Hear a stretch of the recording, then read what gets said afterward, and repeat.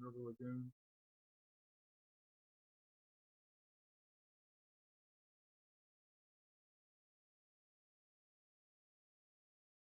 Yes. Lorraine Koss. Charles Venuto. Here. John Luznar. Here. Vinnie Taranto. Here. John Windsor. Here. Terry Casto. Here. David Lane. Present. Laura Lee Thompson. Here. Stephanie Ely. Present. Melissa Martin. Here. Courtney Barker. Here. Todd Swingle. Jay Moynihan. Dennis Basile. Present. All right. We have a quorum.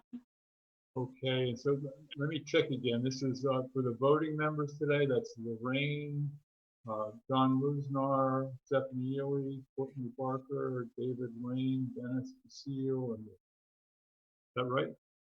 Correct. Okay, Correct. thank you all. Can I get a motion to approve the agenda? So moved.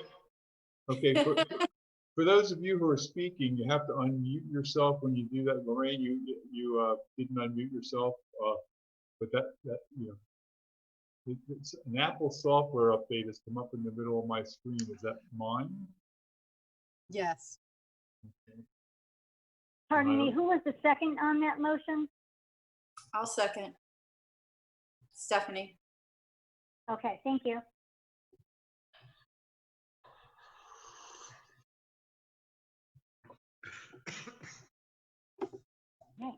Okay, all in favor, say, let's do it this way. We're voting the other way today. Anybody opposed, vote no. Okay, the motion passes. Is now the appropriate time for Anthony to read his say, or should we wait till we get to the progress? Anthony, you want to go ahead? Sure.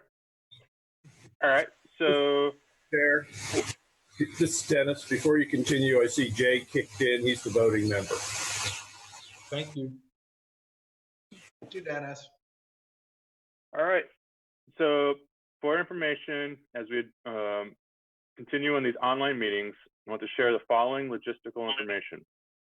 All attendees are muted and must be unmuted in order to be heard.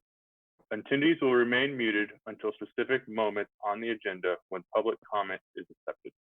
Members of the public who wish to give public comment will be unmuted to speak one at a time before each business item is voted on by the members of the Citizen Oversight Committee, and again at the end of the meeting during the general public comment period. To indicate that you want to speak on a specific agenda item, use the Zoom raise hand tool when the meeting gets to that agenda item.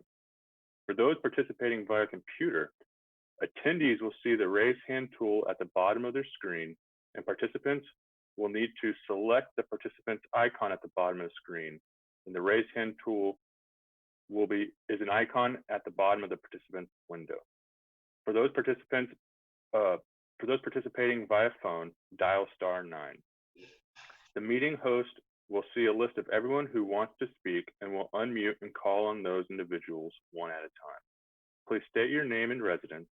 You will have 3 minutes to speak. A timer will sound at the end of your allotted time, and the next speaker will be called on and unmuted for the 3-minute window. This process of raising hands and accepting public comment will be repeated before each business item is voted on, and again at the end of the meeting during the general public comment period. Instructions for hand raising will be repeated when it is time to hear public comment. Committee members will also be using the raised hand feature and will be called on to speak one at a time by the chair. The chair will check to see if committee members have clarifying questions for a speaker before calling up the next speaker. General comments from the committee or discussions of issues raised by speakers will be held to the end of the meeting to be addressed under final comments from the chair and the committee. And for those need further information, If you look at the host screen, which is currently shared, you'll see examples of the toolbars and the different icons that can be utilized. Thank you. Back to you, Chair. Thank you, Anthony. And let me add too, while we're doing the meeting today for the committee members, although you're muted most of the time, you can unmute yourselves. If I miss your hand being raised at some point, make sure you yell out before we get too far along. Okay, so I'm going to get back to seeing all the participants. And I will say that I've got 1, 2, 3, 4, 5, 6 times 5. I got 30 or 25 little thumbnails on my screen, and then I've got little tiny hands that could be raised or mics. So I'm having a hard time seeing everybody all at once, and at the same time I'm trying to listen to what's going on in the meeting. So if I appear distracted, that's the reason why. Okay, we're back to approval of the minutes. We got a motion to approve the minutes? Anybody? Motion to approve. This is Lorraine. Okay, second? Second I'll that. And who seconded?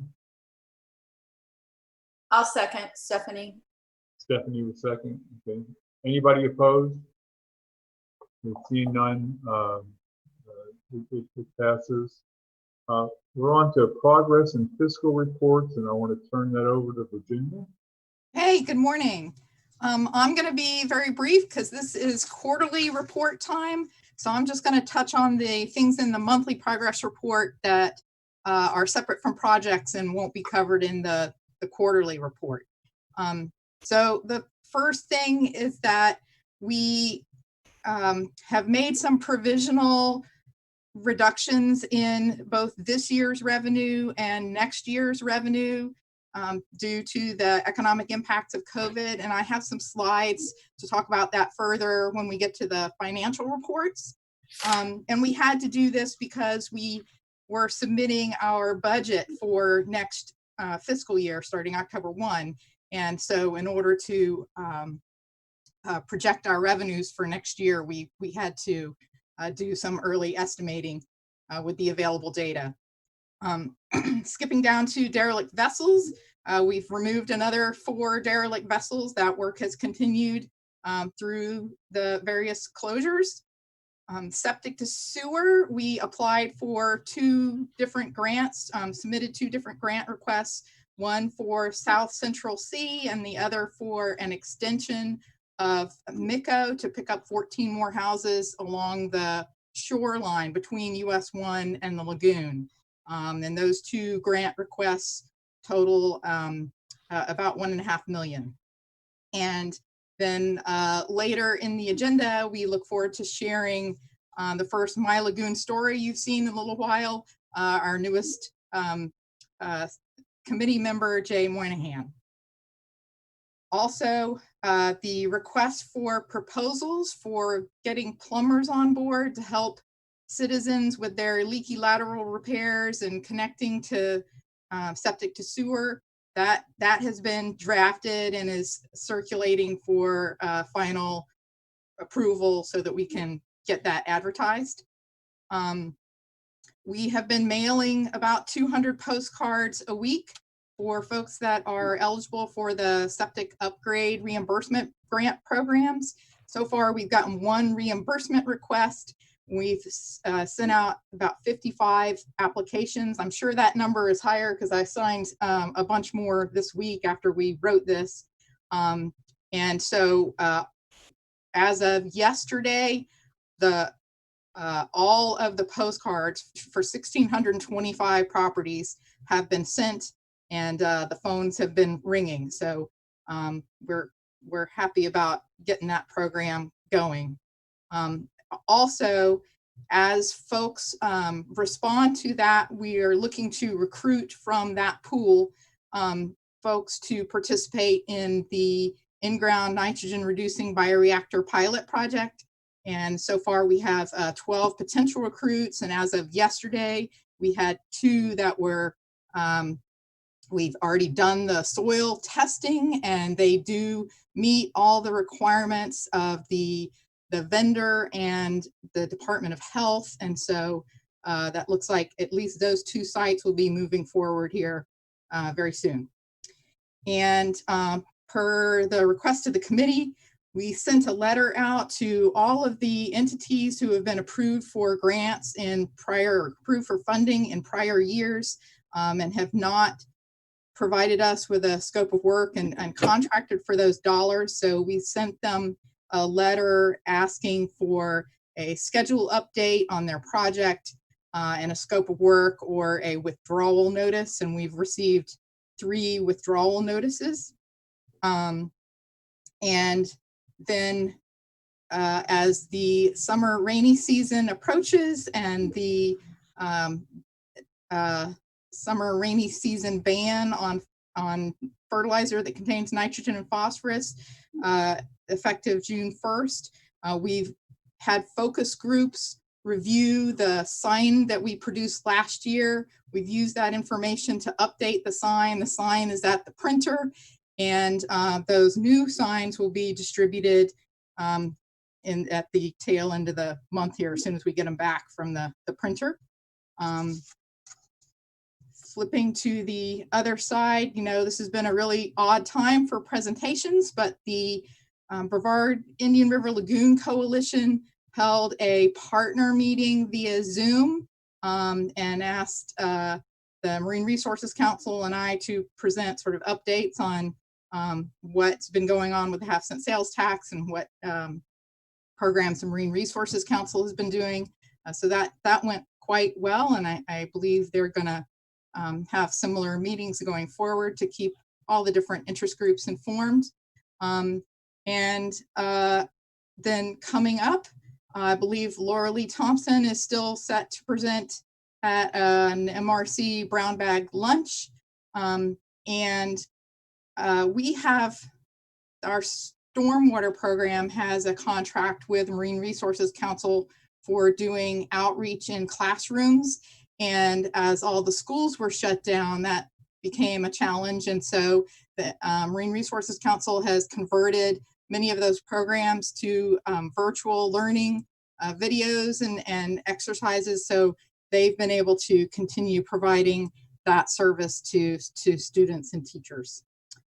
And that's all I wanted to share. I think everything else will be covered in the quarterly report by Terry and other staff. Okay, the questions for Virginia, I see Jay. Yeah, Virginia, the 3 projects that were withdrawn, one, what were those? And secondly, what dollar value did those represent? They were Cape Canaveral swale projects where the property owners, I believe, and Terry probably has better information, but the city wasn't able to get permission from the property owners to move forward with those projects, and the dollar values are quite small, a few thousand each. Okay, thank you. And somebody else had their hand up? Yes, Lorraine. Yeah. Could you remind us again, who would we contact to find out the schedule of derelict vessels, or what derelict vessels are on the list? Matt Culver. Okay. And it's still our office number, 633-2016. Thank you. Okay, any other questions before I turn it? Vinny has his hand up, and Melissa Martin. Okay, Vinny? Yeah, thank you. Virginia, on the tests that we were doing with the nitrogen removing, you said there's 12, I think, right? Yeah, we have 12 who have voiced interest in that program. We then have to go and do soil tests to make sure that their site has soils that are conducive to this media. And there are some other sort of checklist items where we're really looking for sort of the typical household with 3 or 4 people in it, and other sorts of things. So we're qualifying folks to come up with going to be the best representation of a typical household for testing the media. And I think it's awesome. I was wondering what numbers does the state want us to have in order to have like a good, because this is a test, right? So how many do they want us to have to actually be able to see if our data is good or not? So we have a monitoring plan all worked out and approved by the state, and it requires a minimum of 4 for each given media type. We have already contracted with the first vendor to do 6 because we've learned with all our monitoring that involves private homeowners, things change, life changes happen. Suddenly they have to sell the house and the new owner's not interested. So you wouldn't want all your eggs in one basket, and then you have one problem in the basket and the whole basket gets thrown out. So we're looking for 6 people to test this first media, and then we'll be looking for a second group of 6 to test a second media. We have a permit. Well, it's not exactly a permit, but we have a document approved by the state that allows us to do up to 50 test systems. Okay, cool. And then the final question, how many different types of media are we planning on testing, or do we have, I know you said there's going to be a second set. How many types of media are there out there, I guess is the question. There are many types of media out there, but there appear to be few vendors who are willing to stand behind their media enough to come to the table and meet our performance metrics.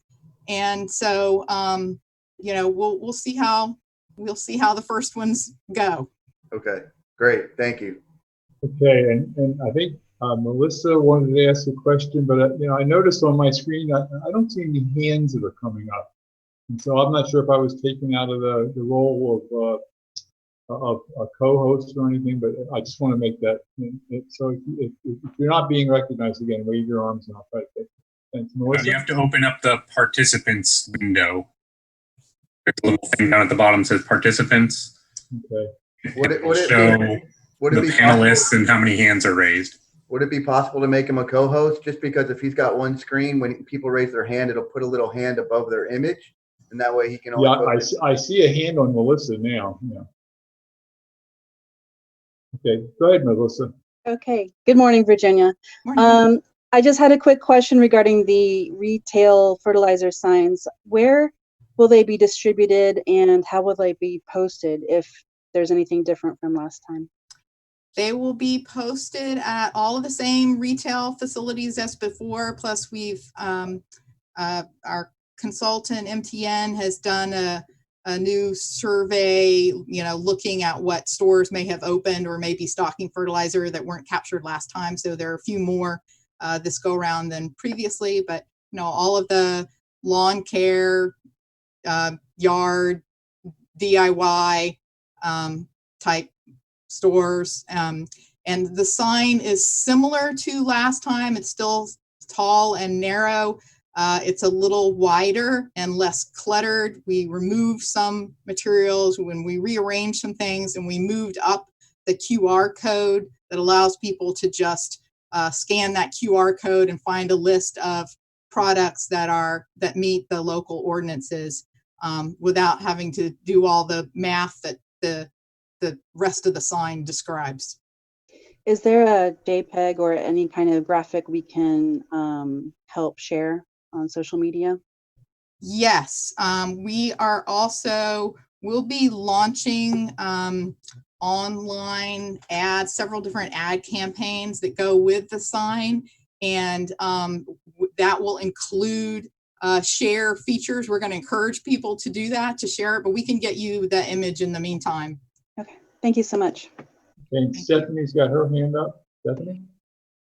Yes. One quick thing. For the test sites for the fertilizer material, not the fertilizer, the material, the septic tanks, The sites. do those test sites need to be within so many feet of the lagoon? They have to be one of our 1,625 prioritized sites for septic upgrades. So they're either adjacent to the lagoon or adjacent to a water body that connects directly to the lagoon. And they've got to be close to the groundwater table. The soils have to be the kind that would conduct the nutrients very quickly through those soils and not provide much denitrification. So yeah, there's been a very rigorous selection process for which sites are appropriate. Thank you. Okay, and I think that we need to move along on the agenda. We've got a pretty ambitious agenda today. I don't see any other hands raised. Terry, can you take over now? Yes, I'm gonna share my screen now. How do we do that? Share screen.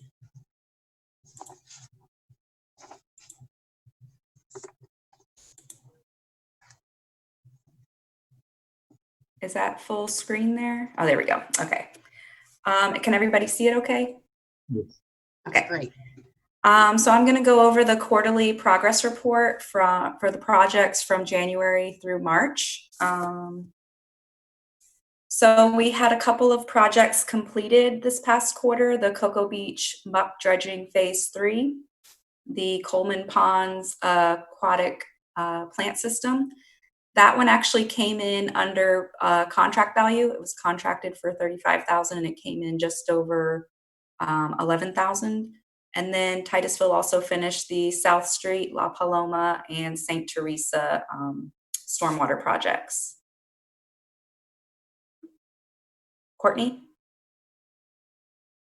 Okay, so for Johns Road update, we're waiting for the Army Corps permits still. I spoke with the project manager for Army Corps, and there's only 3 people in their office currently, so they're behind, but he said we should have them soon.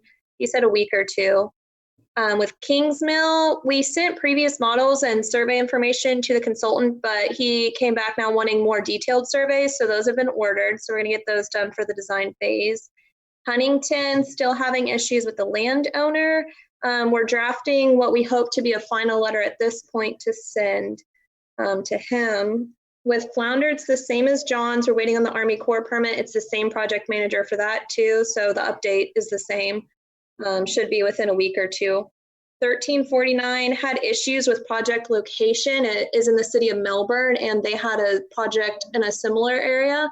So we're looking at with the consultant to either change the location or may have to withdraw that one. And then 1409, that one's been through permitting also, but through communications with a couple different cities to figure out where exactly this road, who claims it, and it turns out it is City of Melbourne, so going to be working with them to see what permits are needed from them other than St. John's and Army Corps, and those are the only updates I have. Okay, for basins 1298 and 1304, these construction plans are at 100% design and all permits have been obtained. Cathcart was the low bidder on these, and construction is, substantial construction is expected to be completed around July 31st and total completion around September 30th of this year. The countywide stormwater pond harvesting, Basin 26 and Basin 22 stormwater projects were all recently executed this past quarter. And Basin 2258, Babcock Road, was executed this quarter as well and is at 50% design.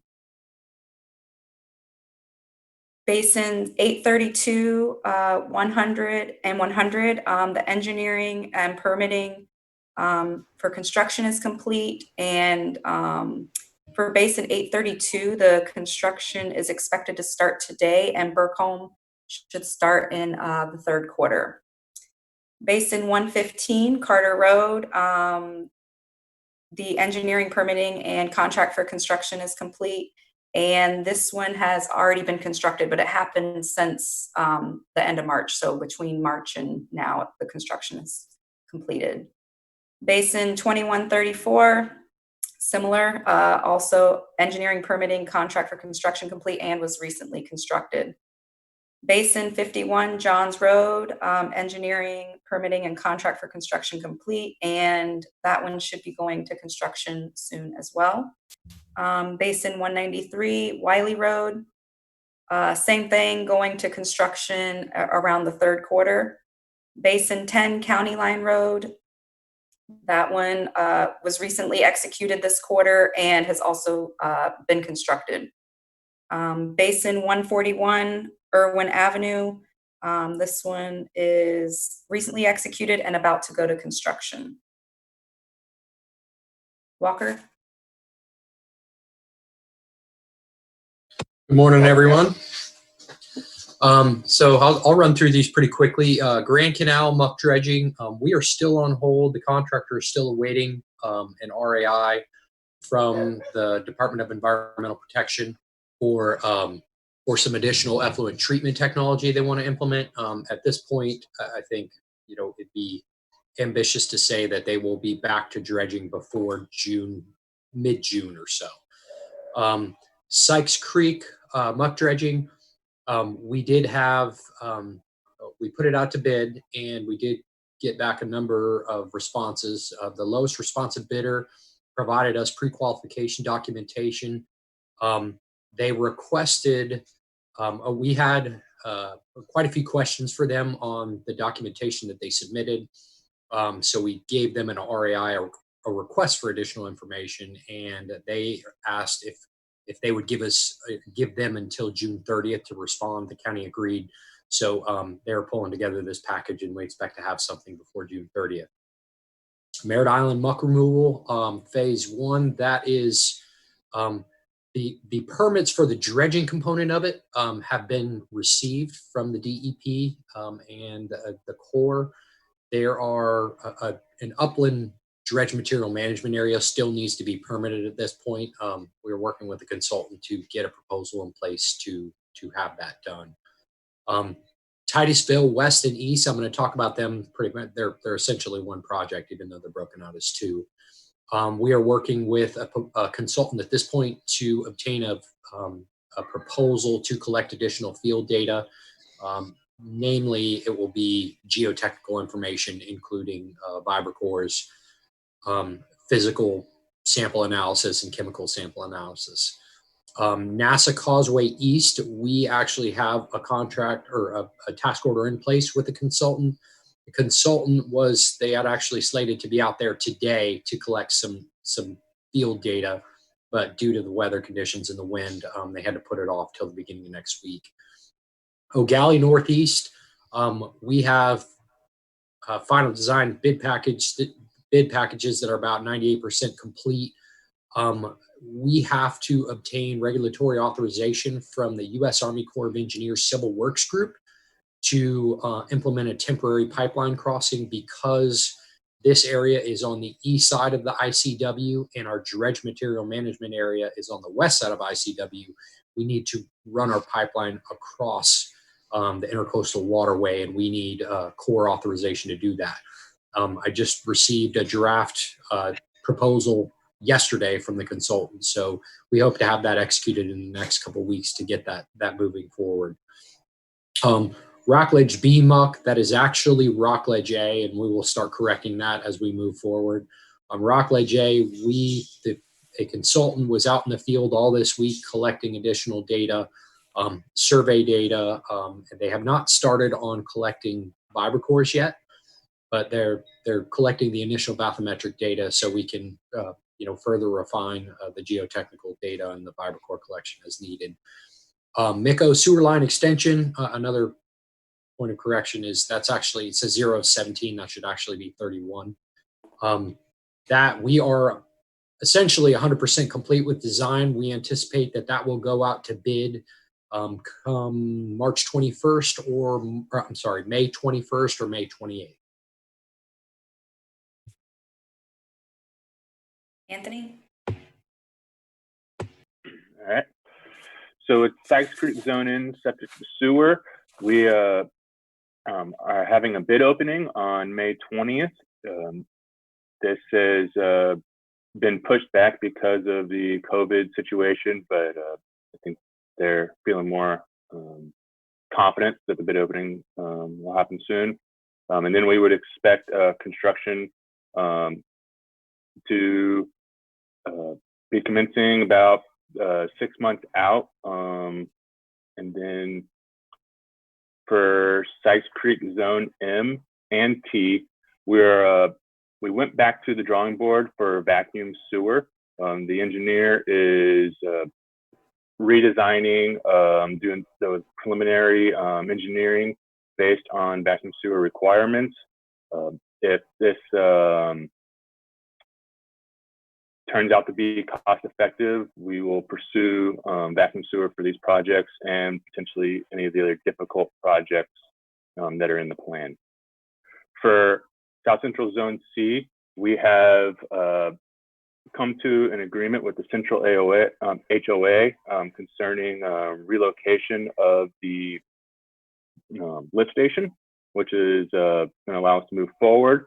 So the engineering consultants are currently redesigning that section of the project, and hopefully by next month or the following month, we should have a better update for when we'll be moving forward.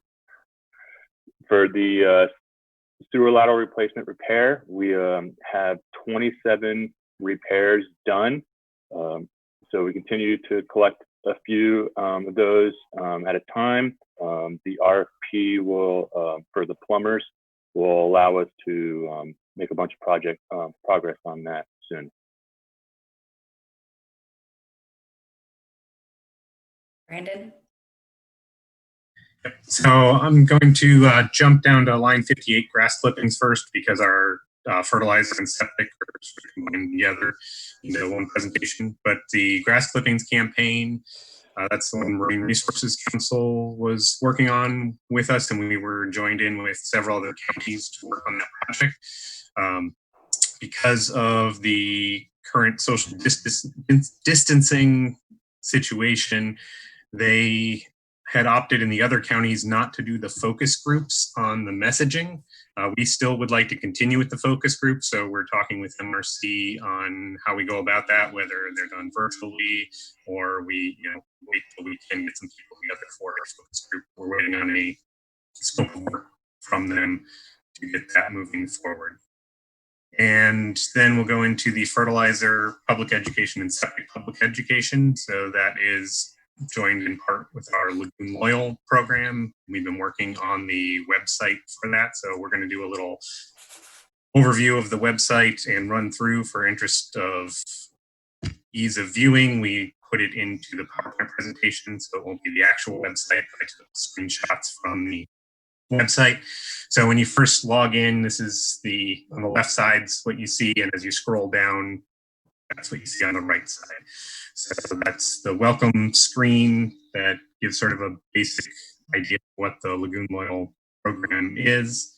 And then next, you'll see when you open up the little menu on the side, there's a lot of different information on there. And we actually expanded upon this from what was first done after we did our focus groups. So next, when you open up all those menus, you'll see we added in a whole bunch of different information. So it started off with just fertilizer and septic maintenance, and we heard from the public they wanted to know more. So we put a lot of work and information in there. So this is MPN that has been working on this and flushing out this website.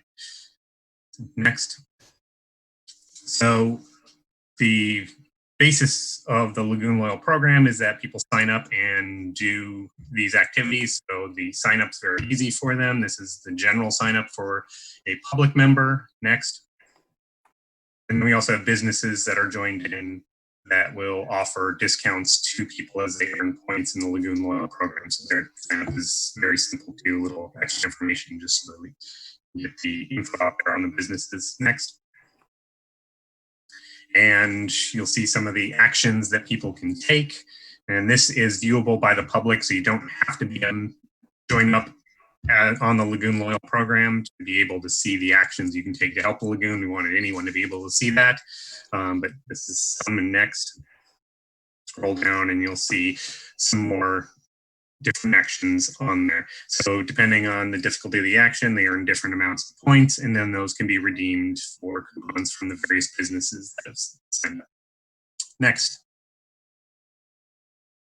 So just a general view of looking a little more in depth on the topics. So we've put information on each of the topics that starts off that they can have different, we have, 1 or 3 to 5 different actions they can take depending on the topic. I just gave you a little bit of fertilizer. There's more information down below. But as you scroll down, you can see this information.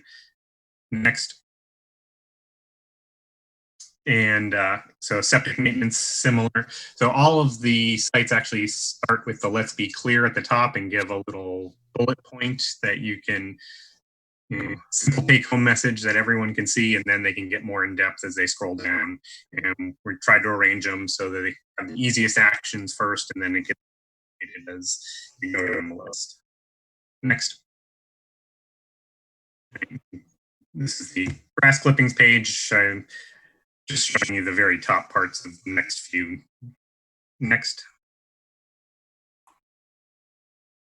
And here's, as you scroll down with the irrigation, again, they have the easy things to do, like adjusting your sprinklers before rain. Next, washing your car wash, so simple, easy things they can do, and then they get more complicated. Next. There's also an information page that links to the Brevard County website so people can keep track of the projects, and a link to the project map. So I'm going to keep that information up there as much as possible. Next.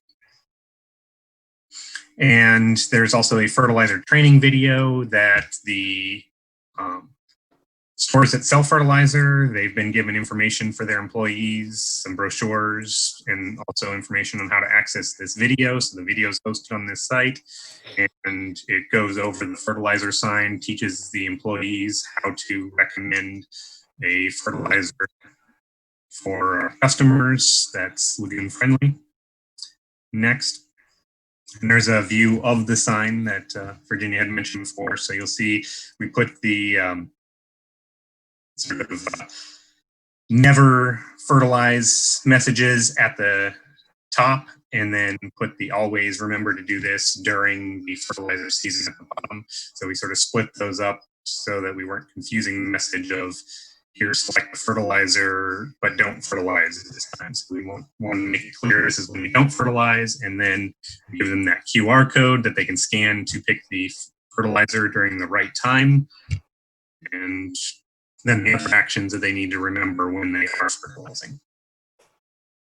And we can send that out to the committee so you guys can see that up close. And I can also send out the preview link for the website if you want to delve into that. So the website itself is slated to have a big launch on July 1st. Is the timeline. The MTN still has to do a little back end work to make sure everything is running smoothly and everything's tracked on there. So they'll be working on that over this next month, and we should have a major rollout on July 1st. So next. Okay, Jenny. So I'm going to summarize the Brevard Zoo reports. The Banana River Lagoon Plant project is having a little bit of a slow up because of some additional committee approval at that site, but they do believe that it should be fairly forthcoming. They're still hoping to get the build out. They said June or July. But they are waiting on moving forward with the additional aspects of this project until all of those final improvements have come through. For the North Indian River Lagoon oysters, site evaluations are complete for all the sub-projects. Designs and permitting are underway and will likely be completed next quarter, all the balance of the design and permitting. For the Indian River Lagoon plant project, this is the image that you can see at the bottom of the screen there. It was before the outbreak. There was a planting at St. Mark's Episcopal Academy, so the kids were able to go out and plant their living shoreline. This one is 100% complete.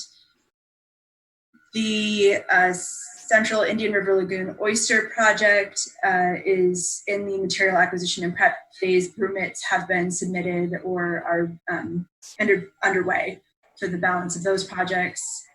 The Coconut Point Eels oyster bar was completed on April 22nd, and the Central Indian River Lagoon Oyster 2. Two of those sub-projects were also completed on April 22nd, the Hog Point and Maritime Hammock, and the rest, I believe, are still in the design phase. And this is a picture of the of that build at Coconut Point. So this is one of those three rather large oyster bar projects that have been completed in April. Okay, I'm gonna go back to the entity projects for the cities.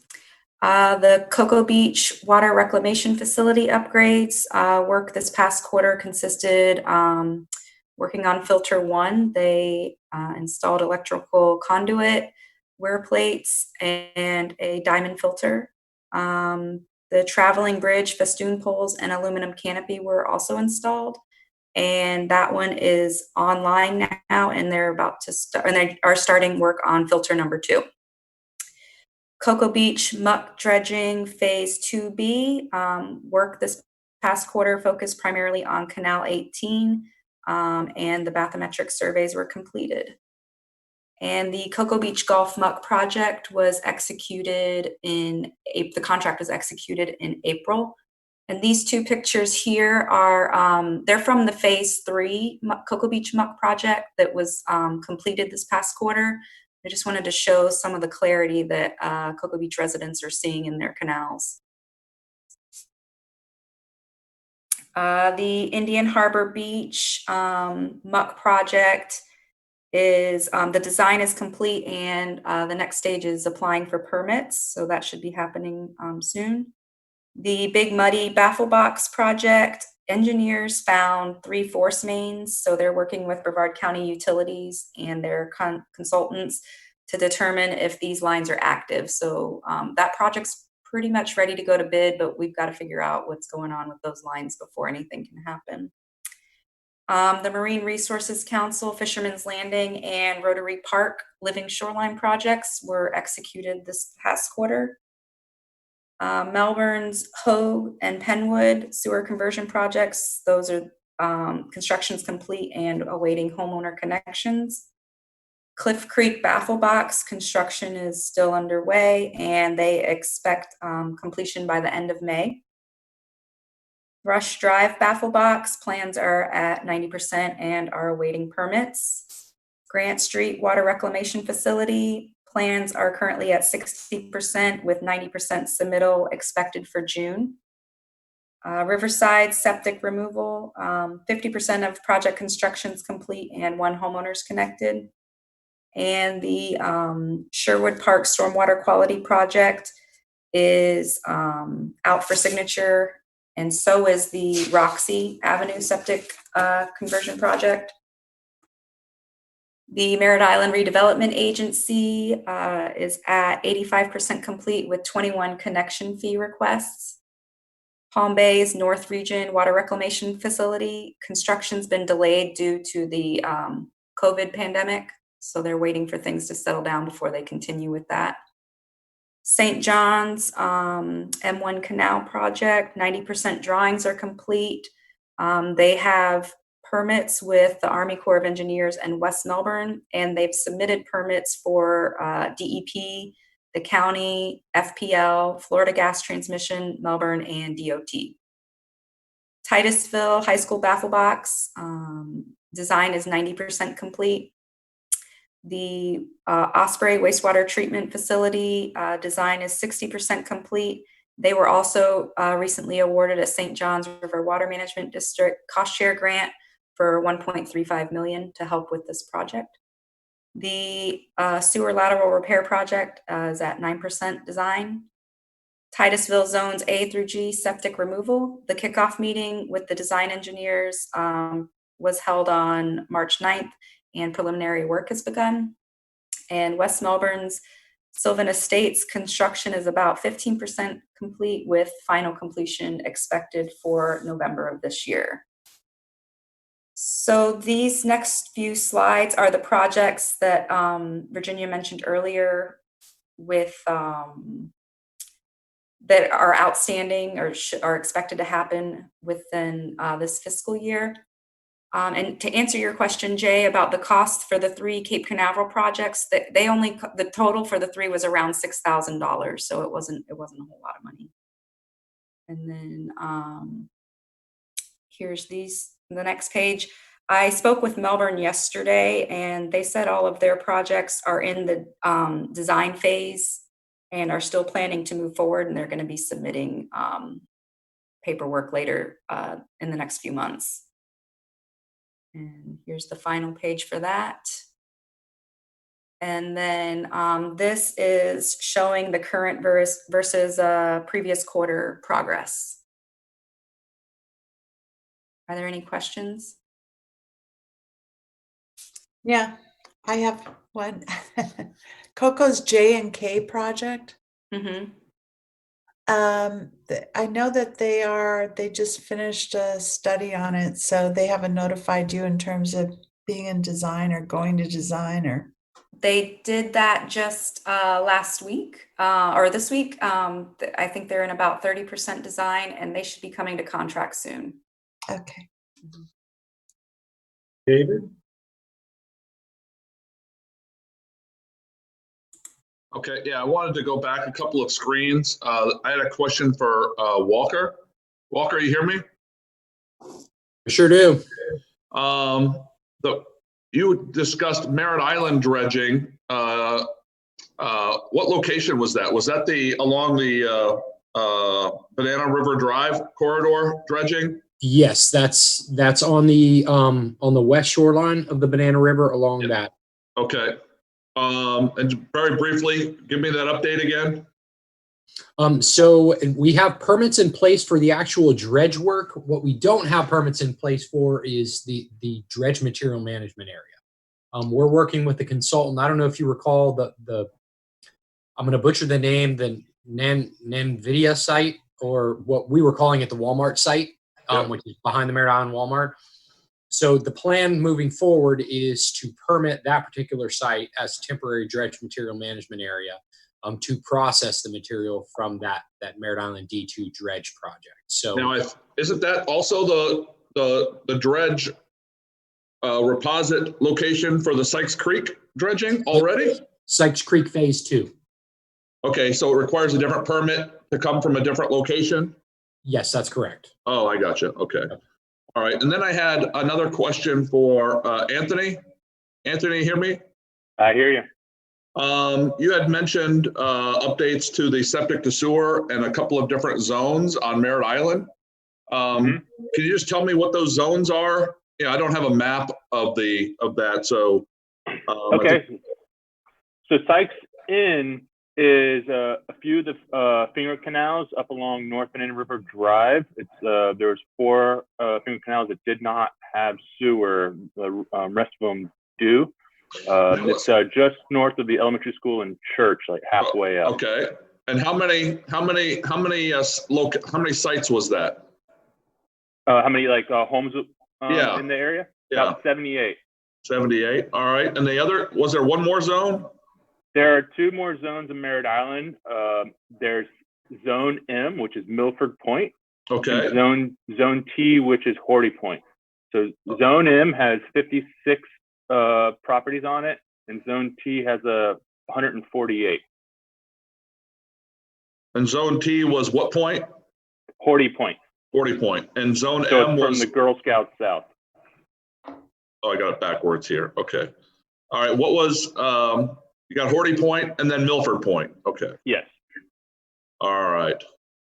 And Milford Point had how many homes? 56. 56. Okay. All right. Excellent. Thank you. You're welcome. Vinny, you got your hand up?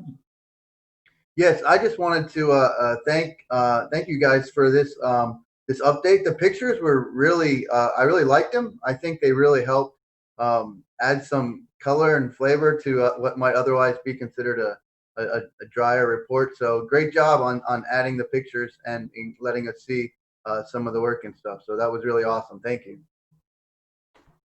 Okay, any other questions? I'm not seeing any other hands. Oh, Dr. Osborne, wait a minute. We're not going to public comment at this point. It's only for board members. Public comment will be later in the agenda. Anybody else?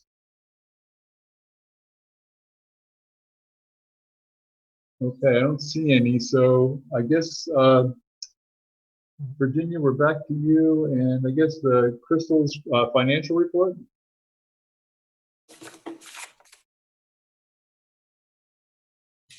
Good morning.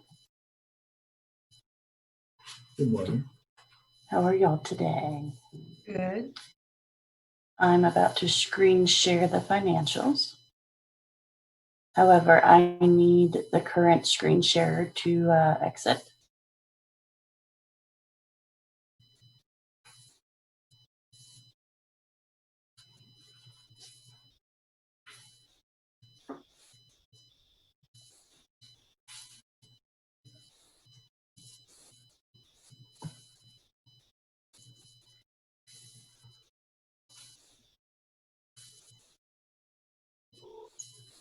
All right, here we are with our projections and what we have collected in revenue as of this point in time.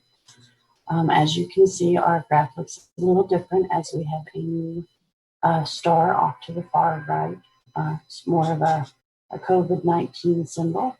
That is where our revenue projection is going to be now that we are projecting $10 million less than originally expected.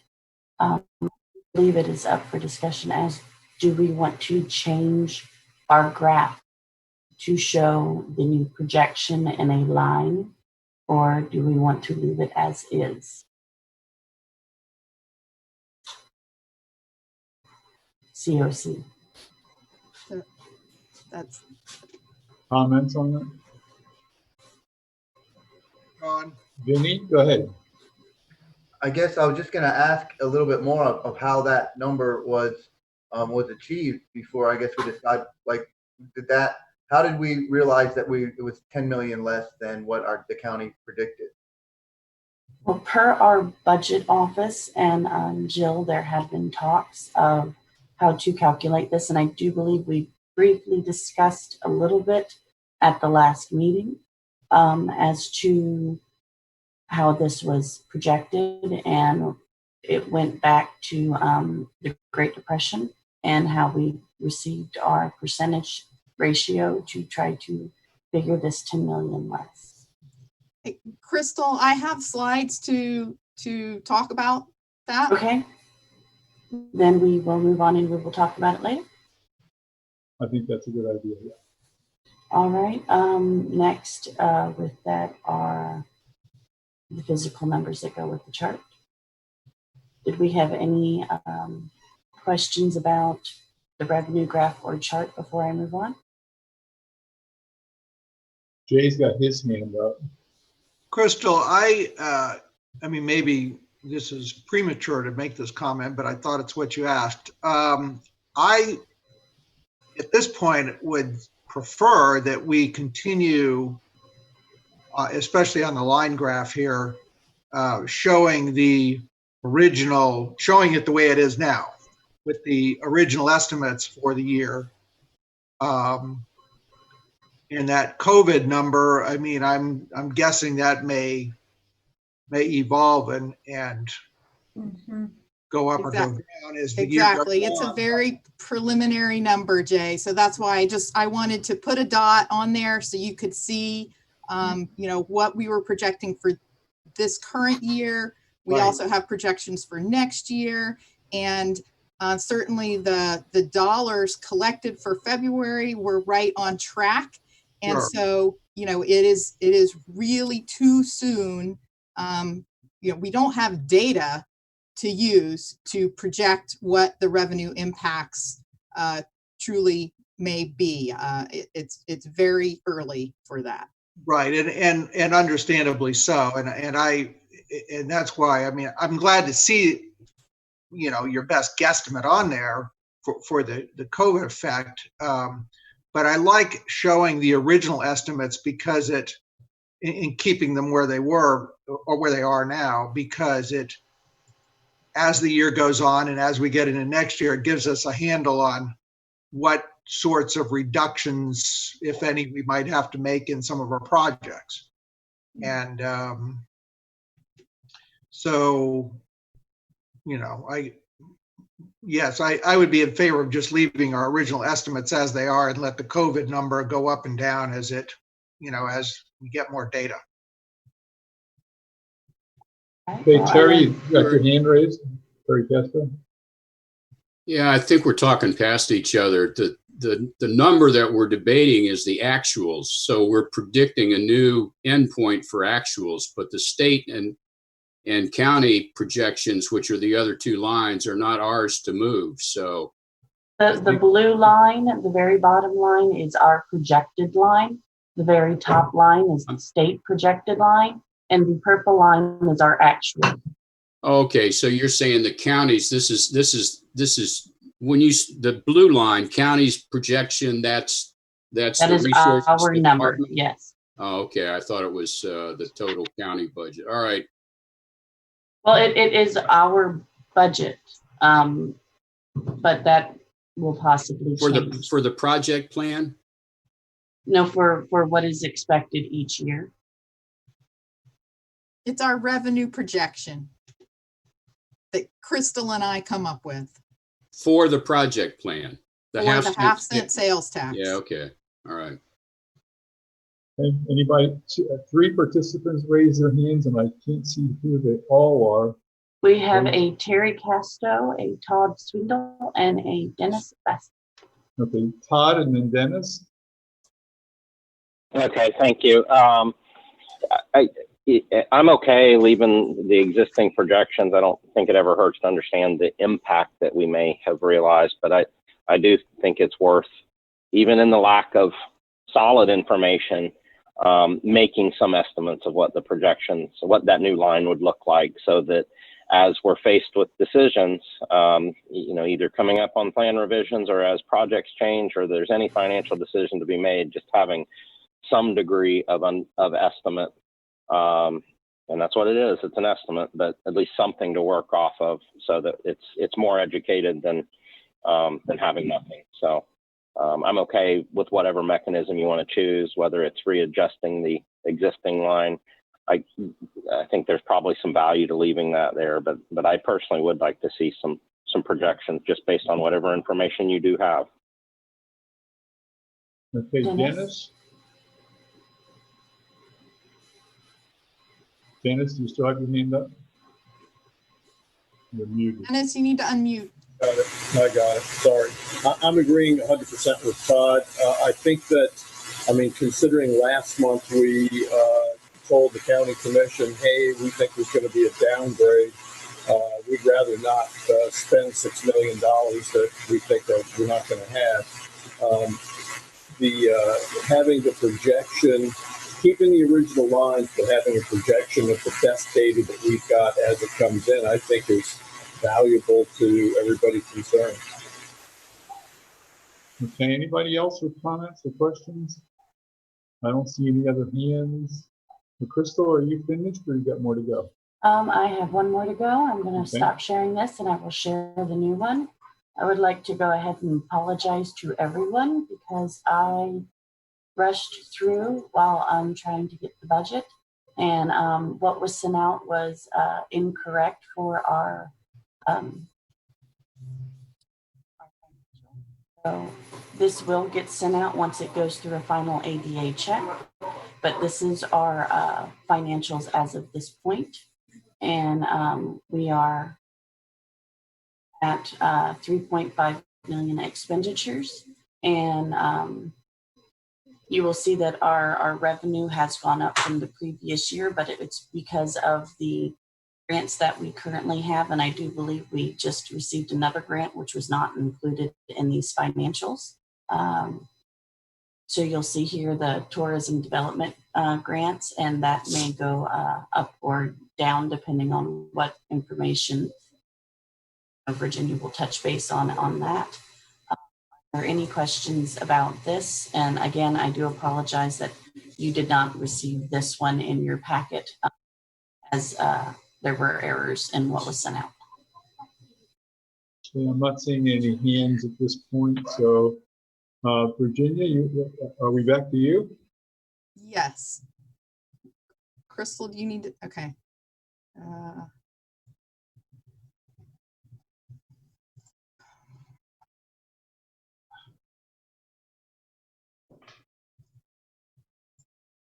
All right, can everybody see that? Mm-hmm. Do you see the single slide or do you see the slide plus the next one? Seen both of them. The slide, well, both of them.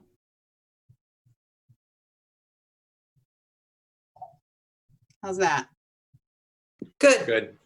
Okay, so first I stole a few slides from Peter Kranis, our Tourist Development Office Director, and then I've also snagged some slides from the Florida Chamber of Commerce. They've had their economist, Jerry Parrish, working on all sorts of metrics for the state and for businesses to try to get a feel for what is going on. So this is for Florida, looking at year-over-year changes. The first 8-10 columns there are the growth above previous collections for January through February. And then the downward projecting bars are different weeks in March. And so you see in early March, things began to tail off. And by mid-March and late March, we were 60, 75, 80% below on hotel demand. And so as we then went into the stay home order for April, these numbers continued to decline to 80 to 90% down compared to prior years. This is polling data asking people when they might be willing to do the following things at the so-called end of a pandemic. And so, the thing that people might do first would be going out to dinner. And so these different colors represent how soon people might be willing to do that. So, 15% might be willing to do that immediately, 24% within 1 month, another 25% within 2 to 3 months. So for half of the public answering this survey, it could be up to 2 or 3 months before they would be willing to go out to dinner again. When you compare that to staying in a hotel, there are many fewer people likely to go to a hotel within 2 to 3 months.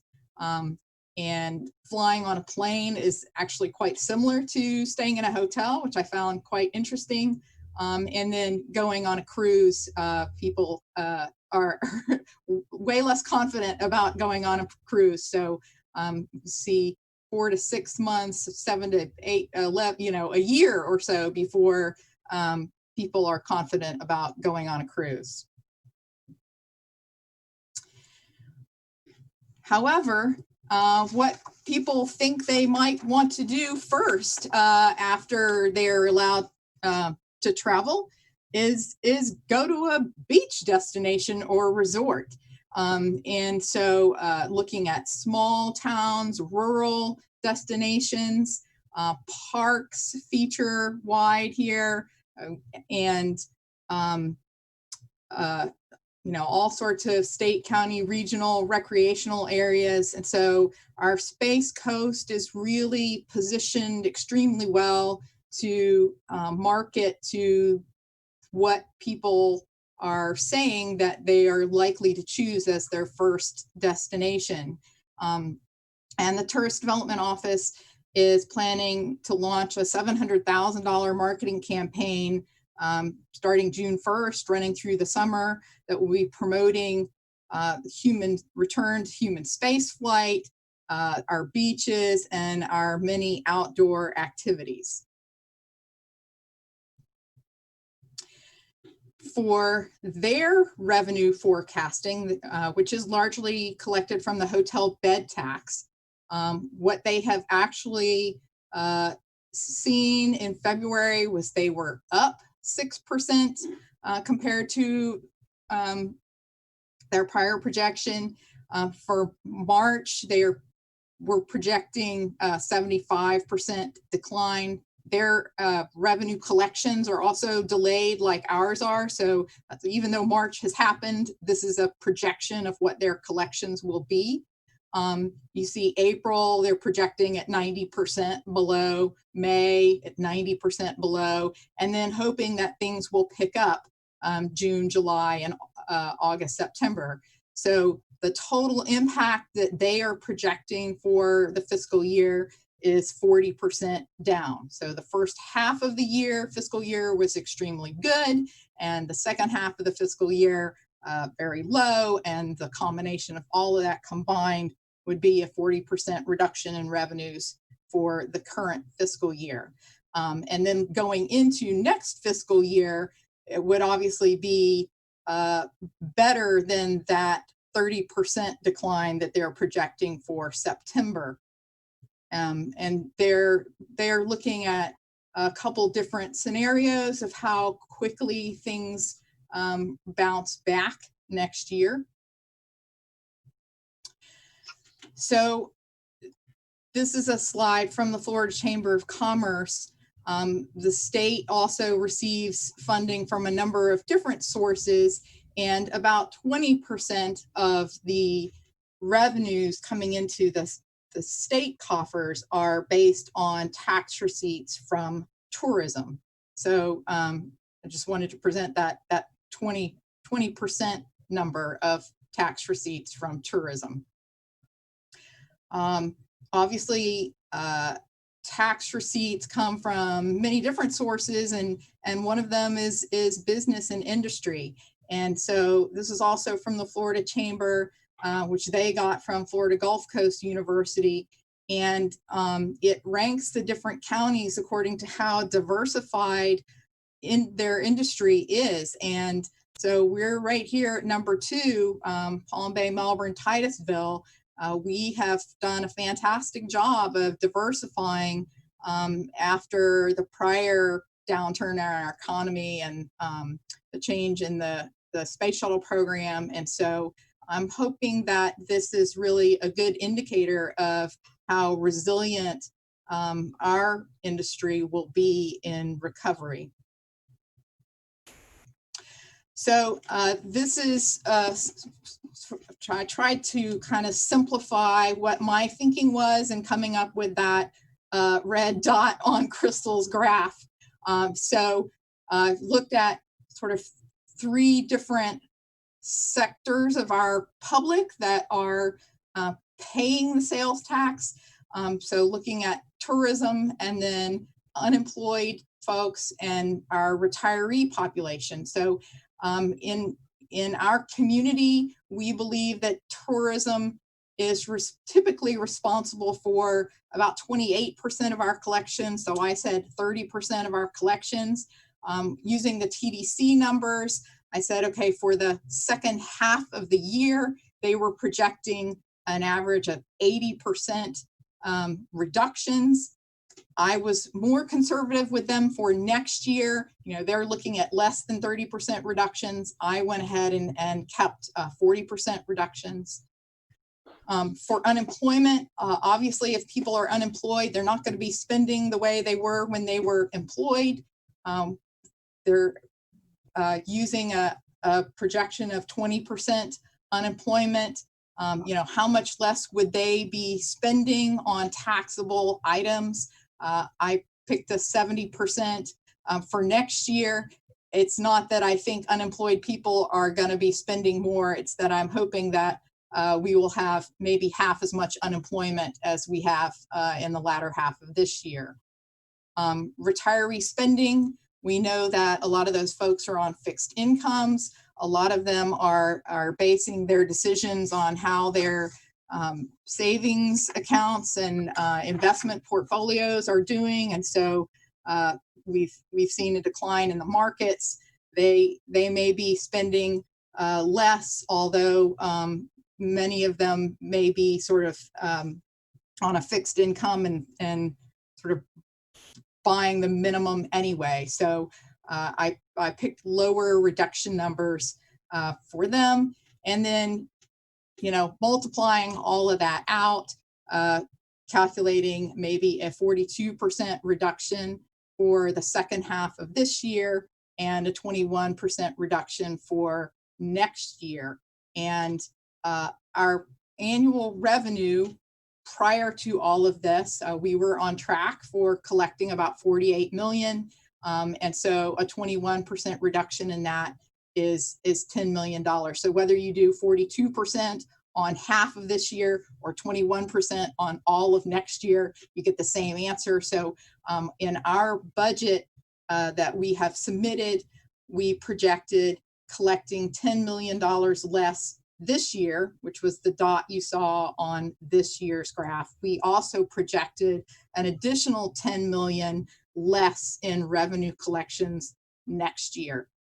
So for a total of 20 million less on our 10-year collection total of 494 million. You know, we had 6 million previously unallocated. So we might be looking on the order of 14 million short of being able to do everything that was in the 2020 adopted plan update. If you look at those last projects that were approved and added to the plan, one of those bottom 3 septic to sewer projects alone was over $14 million.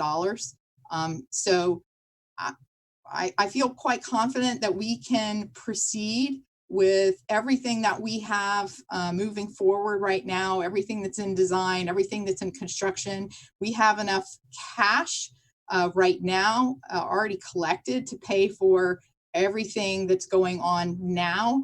And with this $20 million reduction in this year and next year's revenue projections, we still have enough to carry forward with all of the projects that were scheduled to proceed this year, next year, and the following year. So we really have lots of time to watch and see what the actual numbers are, and then revise our projections and our plans accordingly. Okay. Anybody have any questions? Yeah, I'm not seeing any questions. Oh, I see Jay's got his hand raised in the air. Jay?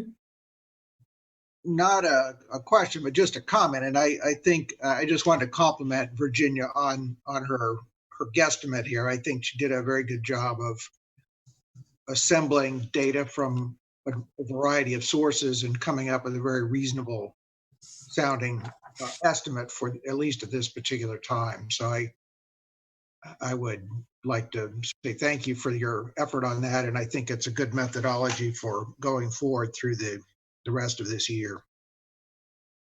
Okay, anybody else? I'm not seeing any other comments or questions. So I'm going to move on to the next agenda item, which is other reports and special presentations. And Virginia, on the original agenda, there were 3 entries under this. The revised one you sent me the other day had 5. Are all 5 of those still there? Yes.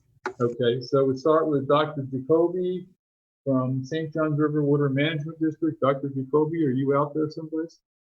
I am out here someplace. Great. I guess let me see if I can get hold of the screen here.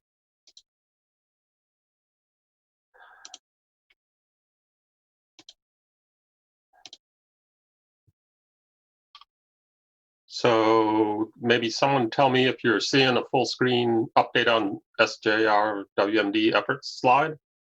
I am not. Okay, that's not good then. The share screen is at the bottom of the computer. It says participants, Q&A. Oh, here we go. Okay, we just didn't quite all get there all the way. I think we're good. So now? Yes, sir.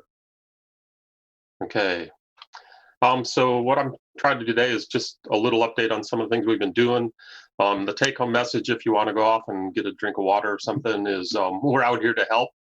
I'm also not trying to tell you it's all sunshine and rainbows. I know there are days when Virginia Barker scratches their head in wonder, and certainly there are days like that for me. But we're dealing with complex and challenging situations, so you might expect some challenges and complexity.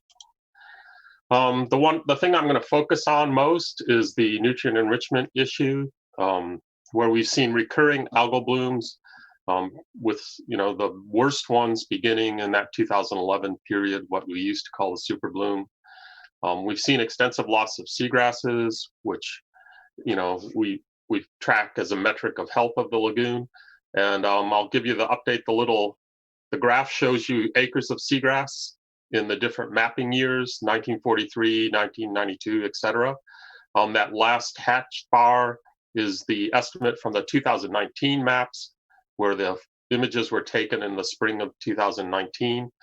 And so we're down about 42% from the high in 2007. And we're at about 33,000 acres of seagrass. And because of this sort of prolonged period where seagrasses have been low, we may start to see some flow-on effects. But as you move up into higher trophic levels, that becomes more challenging to find those effects from the noise, as it were. So what I want to talk about mostly are, some of the approaches the district uses to try to address this issue. Partnerships is a big one, both non-regulatory and regulatory. A lot of what we try to contribute are some of the scientific underpinnings for decision making, and I'll go into a couple of different ones: water quality and seagrass. Then go over a few of the actual turn dirt projects that the district carries a sort of fairly major part of the load. So focus in on the ones where the district's played a fairly major role.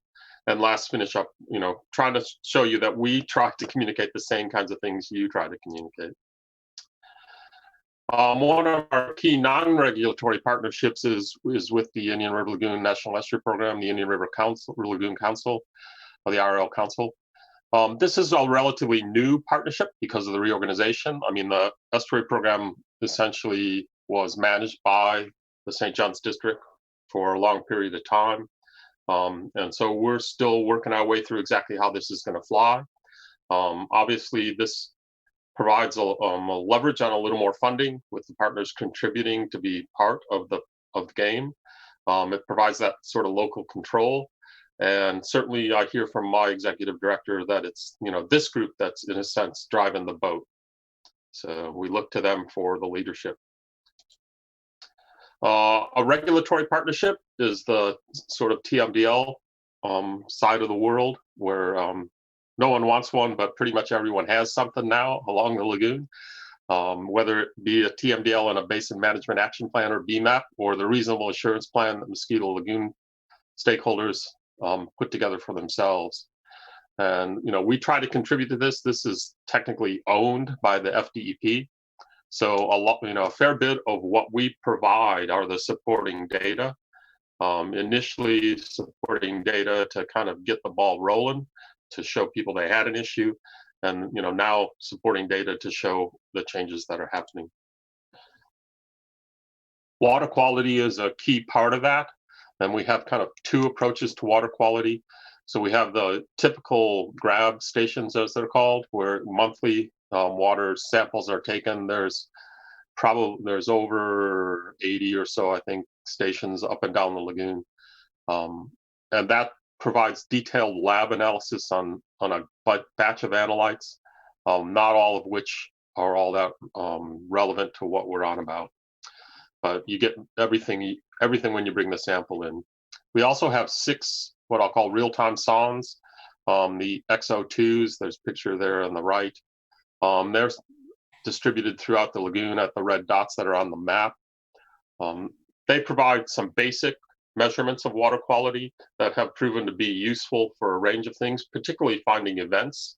So we can see events that occur within a month through some of these data.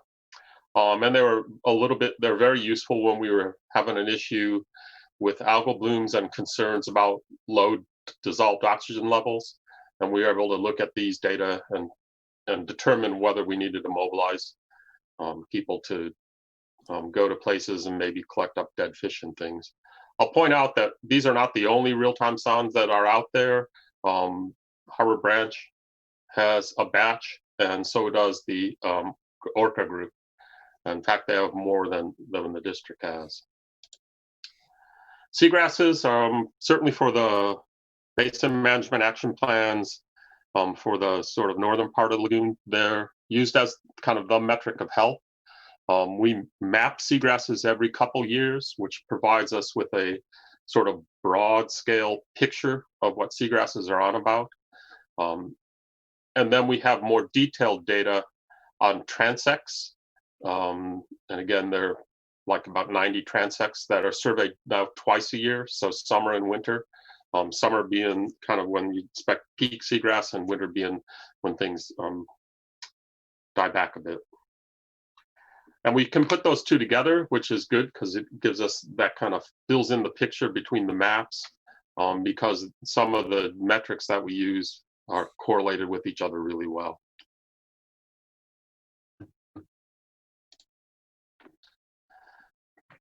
Again, what most people are really interested in is, getting out there and making things happen, or turn dirt projects.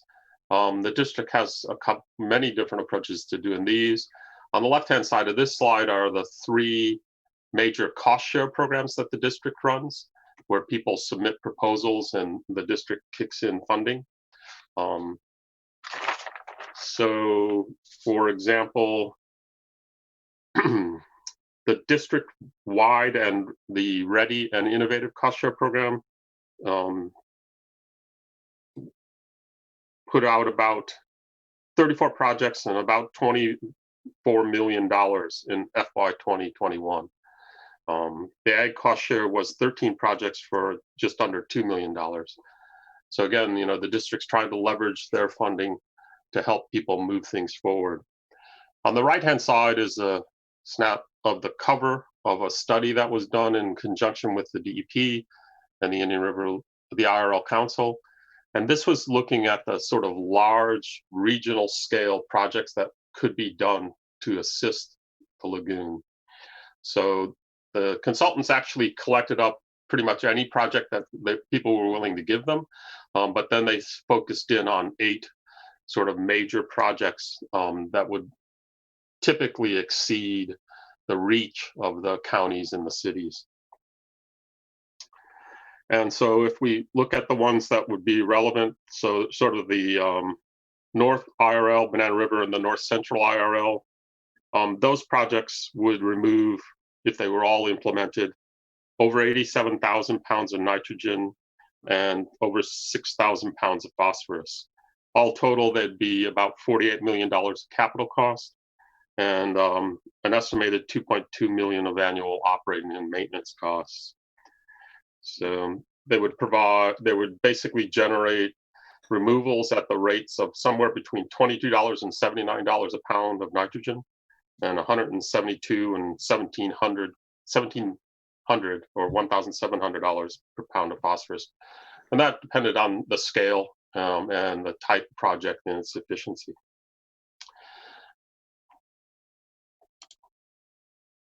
So just walk through some of those, just give you a little more details. So this map shows you, I think there are 19 projects here that were collected up just in this past year or so. This dredging, we're into dredging like several groups are, certainly you are. Dredging in the past in a variety of places, some are listed here, mostly again in partnership with people. Some of you may know more about galley dredging than I do, but that was a recent fairly large project with some of the statistics provided here about the amount of muck that was removed and amount of nitrogen and phosphorus taken out of the system, as well as the kind of overall cost.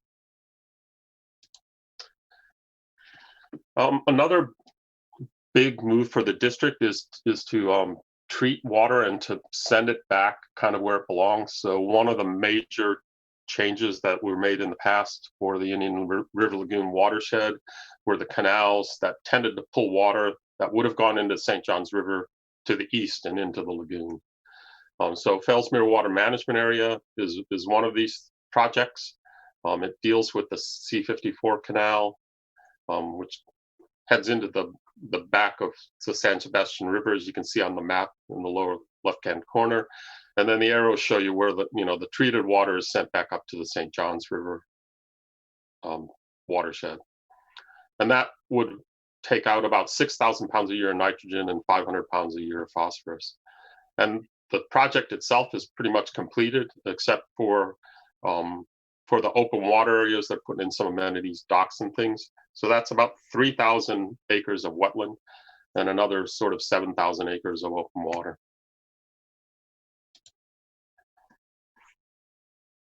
The Canal 1, the Sawgrass Lake Water Management Area,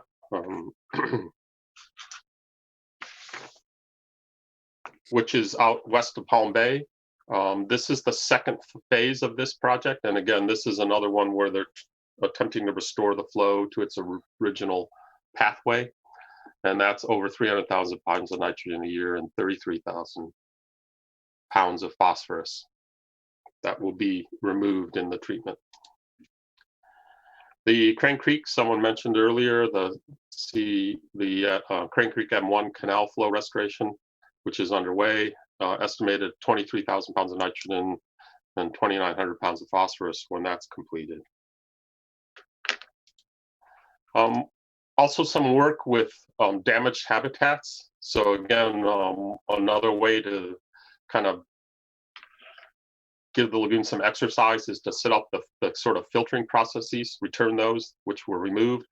In particular for the wetlands, a lot of work for mosquito control. So impoundments where they would impound sections of wetland to hold water, and then ditching, typically done with a drag line, where again, they would try to disrupt the breeding cycle of the salt marsh mosquito. The females lay eggs on moist ground, and then that ground has to be covered in water for the time that it takes the larvae to hatch and turn into adults. So the concept was to turn the area either into just open water or into water and piles of dry spoil as a way to disrupt. We found out that you don't need to necessarily do that, and you can still control mosquitoes. So impounded areas, the dikes may be taken down or culverts put in to be able to manage that so that fish can get in and out, and the fish actually help you with the mosquitoes. And then the drag line, the areas that were ditched by drag lines, over the years,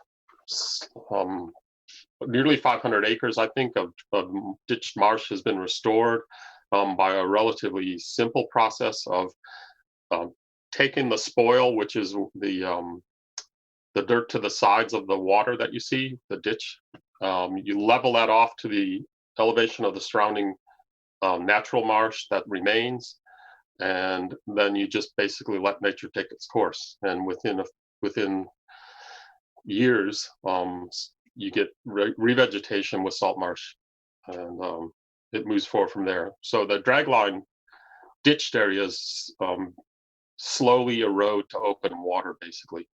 But this process stops that and restores marsh. Again, one of the last things is, trying to communicate. And so again, we talk about a lot of the same issues that other folks talk about, including you, and, have a variety of ways to get that information out there. A couple of the websites are listed here. And I thank you for this chance to zoom into your meeting. Happy to answer any questions. Thank you, Chuck. Does anybody have any questions? Vinny Toronto's got his hand up. Vinny. How do I get my hand up? Dr. Jacoby, yes, thank you. I had a friend actually tell me way before this committee started about the concept of water that was being originally routed west, being routed east in the lagoon. So I was really interested to see that you guys are returning or having projects. Are there other projects other than the ones that you talked about to redirect water back west, or is everything kind of going, like, in your opinion, what percentage of the water is going where it originally was before we came in and moved any of it? I'm not, I'd have to go back and look for the overall percentage and sum that up, but some of the larger ones, they'll move up to around 39% of the water back west. So eventually, yeah, we'll have to take a look at just how much water we're moving west to make sure that the lagoon gets, as it were, its minimum flow that it needs. So there was always water coming this way. Yeah. We're probably not near that stage right now, but it is something that the district looks at. Okay, so are there plans to have more projects to I guess balance that out would be the way to say it? Again, I think at this point we're still probably oversubscribed to water from the west, and so some of those regional projects were diversion projects, and so we'll probably implement those. Thank you. Terry Castro. Good morning. Thanks for your comments. Good to see you again, even remotely. Can you talk a little bit about the seagrass situation and the recovery process? Is it going to be, are we just, constrained to natural phenomenon and it will grow back when it grows back, or do you see some potential for intervention to speed that process up? We're certainly trying to plan ahead to think about, given the system and assist. I mean, this is quite an extensive loss, and we have concerns that it will take longer than we hope to come back naturally. A lot of the seagrasses that are in the lagoon don't necessarily reproduce well from seed banks. So they actually reproduce mostly by vegetative growth. And the concern is that there's not enough plants left to generate the vegetative growth you hope for. So we're working on, trying to come up with criteria to select places. Working again with the National Estuary Program to look at, can we generate enough plants to make a difference? Most of the restoration of seagrasses is not at the 10,000 acres plus scale. So we'd be doing something a little different. The only one that really probably was up in the Northeast, and they basically sowed Zostera seeds year after year after year after year until they got enough take where it took over and spread on its own. So yes, we're looking at how to do that. We're probably kind of waiting for the water quality to settle down so that we have consecutive good years rather than plant acres and then lose them. Okay, sure. So, excuse me. So when you talk about planting acres, so whatever scale we could do that on would be what, sprigging? You mentioned seeds, but is there potential for sprigging the way I would do with my lawn? There is, and people have done it, and there are successful restoration efforts for seagrasses. They're just not at the 10,000 plus acre scale. So Some of the concerns would be protecting the young plants until they get a good hold. You know, you get grazers that come in and eat the plants, and that can be problematic. And on a large area, protecting a large area can be pretty challenging. So there are a lot of considerations before we attack large-scale efforts of replanting seagrass. Just one final comment. I had an interesting briefing from Save the Manatee Club at a MRC brown bag, and the comment was made that that manatees are very conservative with their grazing areas, and they will not overgraze.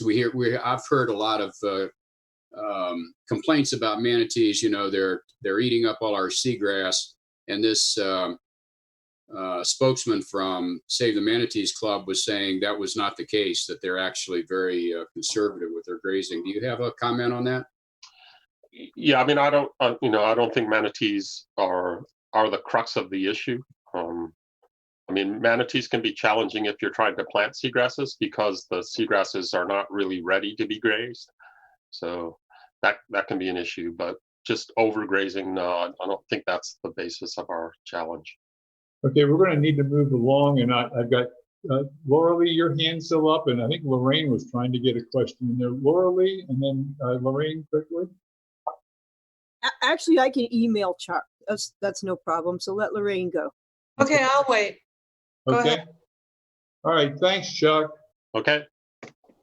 And next on the agenda, we have Dr. Todd Osborne from University of Florida. Hey, good morning. Thank you for having me this morning. I'm going to get the share screen going here. And let me know if you see this. I see it. Should be a familiar character holding a clam up there.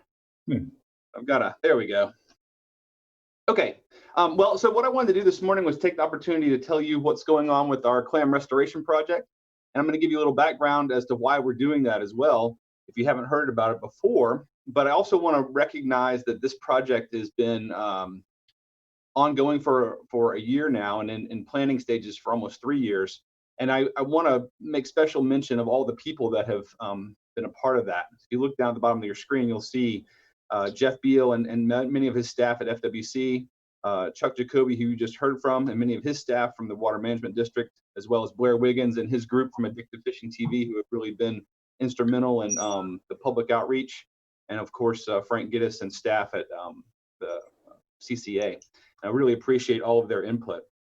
So we know, and I know you guys, this is something you're very familiar with, but there's been a lot of problems in our system here, and they come from various sources. A myriad of problems from fertilizing to septic system problems, as well as stormwater runoff, which kind of accumulates all of those together. And the end result is something that none of us want to see. And that's a big problem. And likewise, with so many sources of nutrients to the lagoon, there are a myriad of solutions. And so just listening today on all the projects that are going on, I'm very optimistic in how things are going with stormwater control projects, septic to sewer conversion. You guys are probably leading the world in terms of fertilizer restriction and recommendations to save our water quality, and then muck removal, where a lot of this stuff is actually hiding out in our system. And so I'm looking at that as being fantastic, and those are all those different approaches coming together to ameliorate a big problem, which is eutrophication or the excess of nutrients. And what we really want to see is what you see on the left, which is seagrasses back in place. They're the foundational species in our ecosystem here, and they rely on water quality to be prolific. And so what you see on the right here is the scene that we don't want to see. But a big problem that occurs with all of this, of course, is not only these harmful algal blooms and all the things they bring with it, and all the negative impacts on the environment. And one that often is overlooked is turbidity. And sunlight really is the driver for seagrass restoration here. And so we've seen that over the years, lots of work put into getting seagrasses back, and sometimes success and sometimes not. And one of the key elements in that is water clarity. And so we look to biology and to nature to do that for us, to get back to where we were, and then enter the filter feeders that we rely on for that service. I noticed lots of work going on with oyster restoration, which is fantastic. And I like to see that because those guys are doing some of that work. And I wanted to bring to your attention another element of that, which is clams. And they are, or have been, very important in the Indian River Lagoon ecosystem. And you can see that by our harvest records in the last 30 years or so, looking back at the amount of clam take from the IRL. And many of you probably remember times when clam boats were prolific and clams were everywhere in the system. And just by looking at the amounts of material removed from the lagoon, we know that that was substantial. And on the left axis here, this graph, pounds of harvested clams don't count the shell. And that's a pretty tremendous amount of biomass leaving the system on a commercial harvest. And we also know that these estimates don't include private takes or public takes, et cetera. But as you note, right around 1999, 2002, that time frame, we almost fished them out. And then our algal bloom started. And some of those things that followed that are very detrimental, right? And so the question is, why haven't these clams, they're so difficult to find now in the IRL, come back and providing this service? Because we are getting some oyster recruitment, which is good news. It is sometimes slow, but it's fantastic in the terms of filter feeding. And we asked the question, where are those clams? And my team has been out there for months last year trying to find a handful of them, and we couldn't. And it was very discouraging that there were so few to be found. And so to get our water quality back away from a picture like this, we think, well, the conditions just are not conducive to clams. But the good news is, midway through last year, we did find a population that had been exposed to a lot of what I would call environmental insults in the Indian River Lagoon, and they had survived. And so our answer to the question of how to get clams back is that we need to leverage this natural, I would say, environmentally induced natural selection on clams, and utilize those few stragglers that we found, and get them back into the ecosystem, because they have shown through the fact that they're still alive and in the lagoon that they can survive some pretty deplorable conditions in terms of harmful algal exposure, hypoxia, all the fun things that go along with those reduced conditions. So our program was designed around several steps to reintroduce a very hardy element or variety of clams. These are natural or native species here. We're not bringing something new in, but these are clams that we found in the lagoon. And I'll tell you that all of this project hinged on 39 individual clams that we were able to find. Now, one of the sad parts about this is I think there would be a lot more clams in the Indian River Lagoon if they were closer together. Unfortunately, the biology here is limiting, right?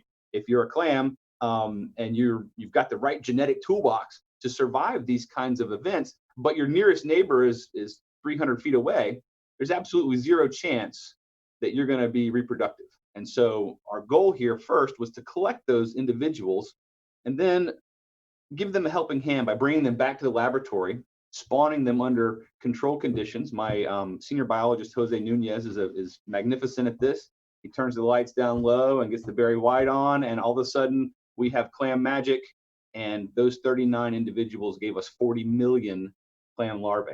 Now, through the process of working these guys up through our nursery facility, we were able to culture out about 8 million hardy clams. And in these pictures you see, we start with downwellers, which are basically flow-through systems. We feed them high-quality algal paste, and we grow them under close condition and close watchful eye up here in St. Augustine in water from the Matanzas River as they grow. And then we're able to plant them out and grow them up to a size that we believe they will survive when reintroduced to the Indian River Lagoon. And so these are the processes we go through, very much like commercial aquaculture, in which We take them out, we plant them in the field in bags, we bring them in, sort them by size, and then redeploy them.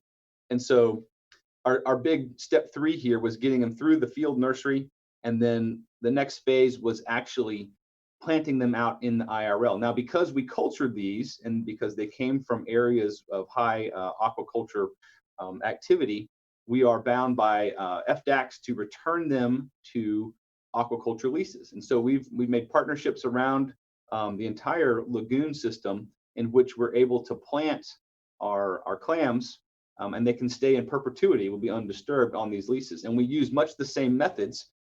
We plant them out and we cover them with netting for the first year until they're big enough to avoid predation by the ever-present stingray and black drum who like to make lunch of these. And once we get them out there, then we are monitoring them regularly. Now, currently, we have 6 sites that we've been working in around the northern part of the system, all the way down from the Mosquito Lagoon down to Sebastian Inlet. And our current project status is that we have done a majority of this work literally pro bono. And I will say that my director at the Whitney Lab was really awesome in giving me time and finances to show that it could be done, so that we could find financial partners in doing this. And to date, for fiscal year 19 and 20, we've put 800,000 clams, and you can see a picture in this guy's hand of almost 1 inch, close to marketable size clams back in the southern Mosquito Lagoon on protected areas.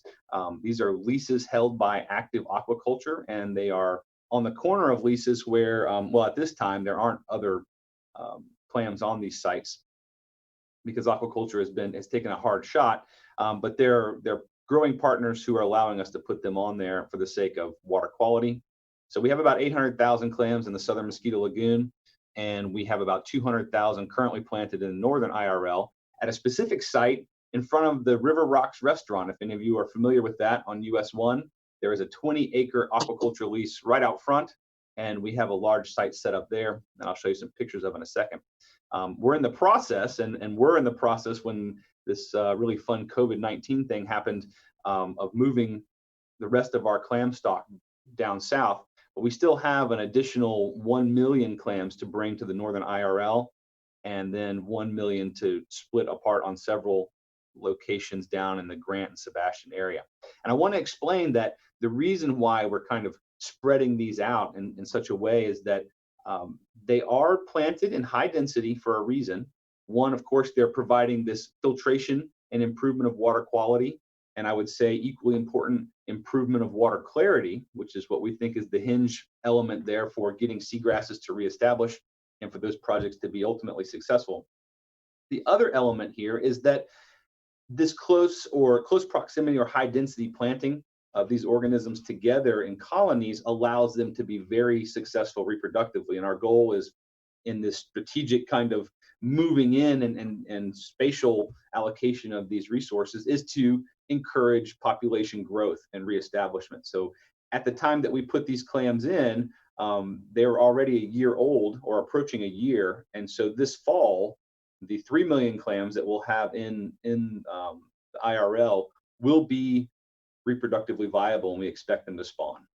And so that'll be great. And hopefully, the way that we plant them in high density, and they are under cover netting right now, being protected, but they're in I would say little colonies of up to 500,000 individuals, that they will be successful in dispersing their progeny all over the place. And we think that, if we were able to do this project annually for the next 3 or 4 years, that we can make a marked difference in the filtration capacity and the clam population here. The end goal, of course, is there to be a natural population that attenuates these water quality incursions that did, obviously, in the past, based on the numbers that we see. Now, where are we now? Well, we've managed to cobble together monies from all over, and I want to say a big thank you to Fish America, the city of Satellite Beach, who we are collaborators with on an IRL council project. So there's a little money coming there to put 200,000 clams out on their project site. The Brevard Tourism Board, of course, has provided us with a project this year in the tune of $67,000. And the IRL Council has been very supportive in supplying us with funds, both in last fiscal year and this coming fiscal year, to a total of about $267,000. And then through Blair Wiggins and his addictive fishing television show and all of the people that work with him, all the industry partners, we've raised an additional $28,000 through fundraising. In fact, that's the picture you can see on the right is at that fundraising event. Our next speaker, Mr. Jeff Beal, is there. Dwayne DeFries from the IRL Council, myself and Jose, and then Blair over there on the left. And those kind of events have been very grassroots in their organization and providing the mechanisms to help make this happen. But we're in need. Our budget shortfall for our optimizing our project for impact for 2021 is about $700,000. And we've been writing everywhere, federal and state grants, seeking, and private foundations seeking support. That's a lot of work, but it has been difficult moving forward. And we project funding needs for 2022 and 2023 at about $900,000 annually to be substantially impactful. And I think that's where we need to go. And by that, I mean 5 million clams repatriated per year in locations protected, as well as engaging the commercial aquaculture people, and that providing them with seed stock from this specific genetic variety would be very powerful, because then they're culturing, they're growing, which is the major cost that we have, and they're extracting when they harvest and sell those commercially to restaurants and consumers. They're removing nutrients from the system, and so we want to put a big push in there as well. But to put this in perspective, 5 million adult size, that's 1 to 1.25 inch marketable clams, filter about 36 billion gallons of water a year. And that is very substantial. And so that's where we want to go. And we're looking for all kinds of ways to get there. And we're not shy about asking. So that's what's on our plate right now. I want to leave you with a picture of our goal. And hopefully you'll see this logo around, this Super Clam logo showing up on signs where we're working. And that will be a public way of recognizing the efforts that are going on. But most importantly, I would like to acknowledge again all of those contributors and collaborators on this project, because they are ultimately the reason why we're able to move forward. And I hope that we can garner enough interest from you as well to be a part of that effort moving on. Okay, I kept it under 15 minutes. I hope there's some time for some questions. Questions for anybody? Thanks, Todd. Thank you. Questions? Put your hands up. I'm not seeing any hands. I have a question. Terry Castro had his hand up. Who's that speaking? Yeah, thanks. Great presentation. Thank you. Great presentation. Website, and are you selling T-shirts with that cool logo? We will. That's in the works. You know, this whole kind of situation we're in with COVID-19 has kind of slowed us down a bit this spring, and our priority, of course, is getting out all the biological stock that we have here and deployed before it gets really warm in the summer. We'd like to get that done. But yes, we're going to do bumper stickers, and we're going to do T-shirts, and we're going to have some pretty big public events as soon as we can get together. As soon as we're allowed to get together publicly, we want to invite the public out to help us literally place clams and get involved in the project. Okay. John Lesnar? Yes, thank you, Dr. Osborne. On these clams, I mean, I know they're being raised up in St. Augustine, which is kind of a different salinity environment. What do you think the survival rate would be for when they transfer to the Indian River Lagoon? Well, so far we've had really good luck. I know one of the issues there, of course, is the difference in genotype versus phenotype. And we believe that the genetic toolbox is there for some pretty rough condition. And so just in laboratory studies here, we found that they do have quite a bit of resiliency to salinity changes. More importantly, exposure to some harmful algae and hypoxic conditions. And so our goal here is that we move them quite rapidly from one location to another without intermediate exposure. But so far, we haven't had a problem. In fact, we've had really good establishment and survival at our current sites, and I'm anticipating that to move forward. Now, as summer rolls around, the rains come, we're going to see some things happen. But I believe that in the locations that we've chosen with their history of successful clam operations, I'm thinking that we're in some fairly protected waters when it comes to really dramatic salinity changes. Now, all bets are off with a hurricane event or something like that. I'm going to knock on wood that that's not going to happen this year. So we'll take a virus as enough, right? Yes, we will. We'll move on from that. But I think in the end we're in good shape, and these clams really are very resilient. And like I said, to find 39 after 2 months of looking with the team, they are unique individuals, and their progeny are expected to be super. So that's where we're heading. Well, thank you.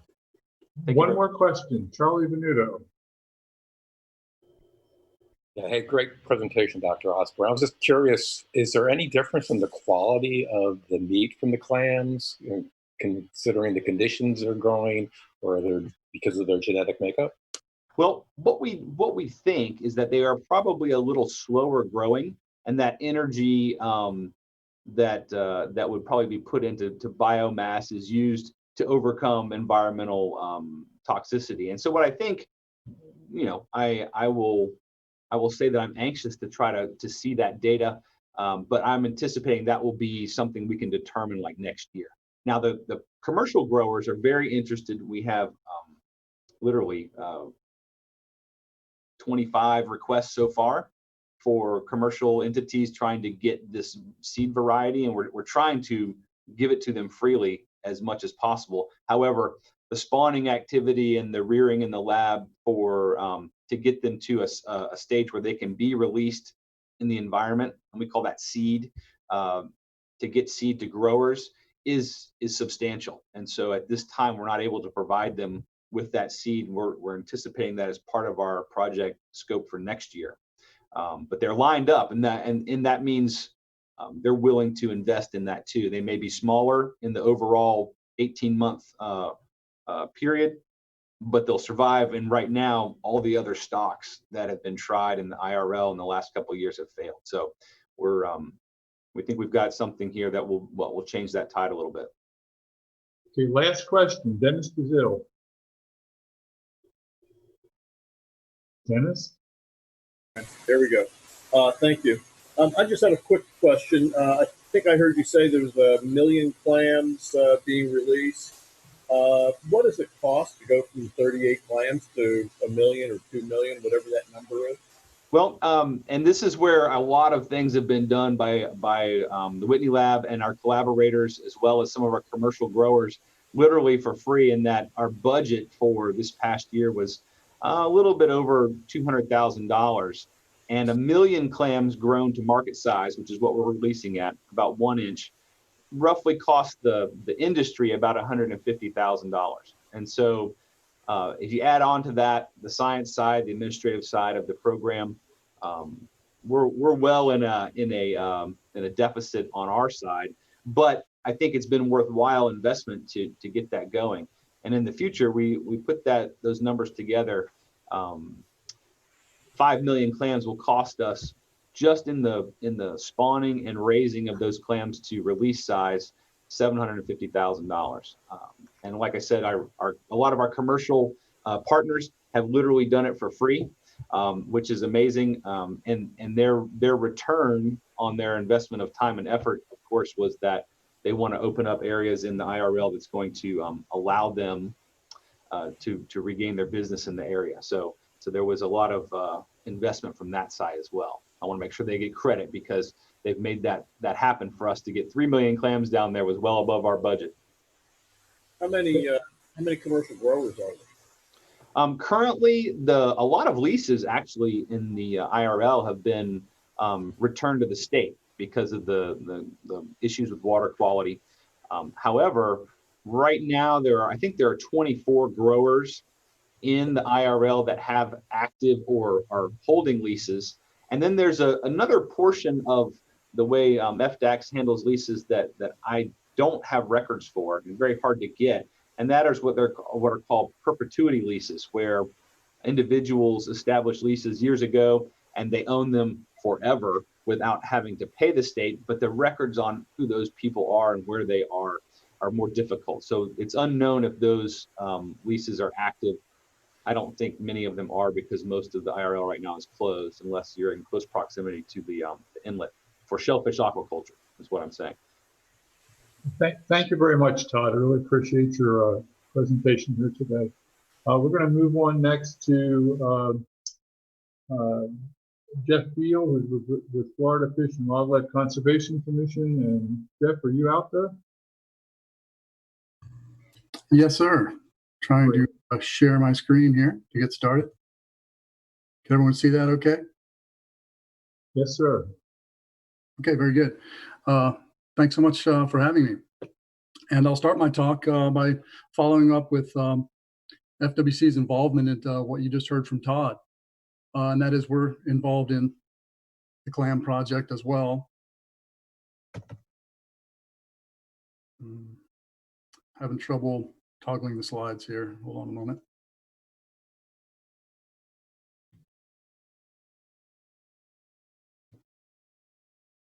Oh, there we go. You might be wondering why FWC would be interested in such a thing. Well, the concept of habitat restoration is aligns very closely with our agency mission. And our goal, of course, for restored IRL would be restoring recreational commercial fisheries, including clams. And we understand these implications about water quality that Todd mentioned. But also, as an agency, we're very interested in these public-private partnerships that he described, getting the commercial industry back to work, as well as having universities and the research involved. And he touched on something very important to us, and that is the issue of genotypes and hybrids. Historically, hard clams in the IRL have been the hybrid of both the West and the East Coast versions. So we're very interested in these concepts because that purview falls on our agency as to the genetics of species and how we can move them around the state. And also, it's important to note that we're developing statewide shellfish management plans that will include oysters, clams, and scallops. So this falls within that framework that we're working on presently. And in wondering about where funding might come from, there's been some discussion about a legislative budget request that's currently being discussed. That came as a request to FAU, and so we were part of that discussion. But also, there are funds that find their way to agencies like ours through disaster relief and stimulus and so forth. And so NOAA, for example, is funding a project right now you're gonna hear about in a little bit. So whenever those cross my desk, I'm able to put the Clam project up as potential for future funding from the federal level. It's a tough task for me to try to cover all that FWC does in 15 minutes. So just know I'll be speaking from the fact that we have 2 regional offices that cover the IRL, Northeast and South region. Our research arm, FWRI, including 2 labs in Melbourne and Tequesta, as well as the main lab in St. Pete, have a strong presence in the IRL. Our largest division, the one I work for, Habitat and Species Conservation. We work on a lot of habitat restoration and the species that we don't have management plans for necessarily in terms of things that we harvest. Division of Marine Fisheries, very much involved with stakeholders. That's the group that helps us set catch limits and so forth. A lot of outreach involved. Then, of course, our law enforcement. They're sworn officers of the state upholding all the boating laws of Florida and all the rules associated with fish and wildlife. And I'll direct you to our website. A lot of the questions that people have about us can be found on our website. I have a terrific website. You can even find raw data and whatnot on there. So myfwc.com is a terrific resource.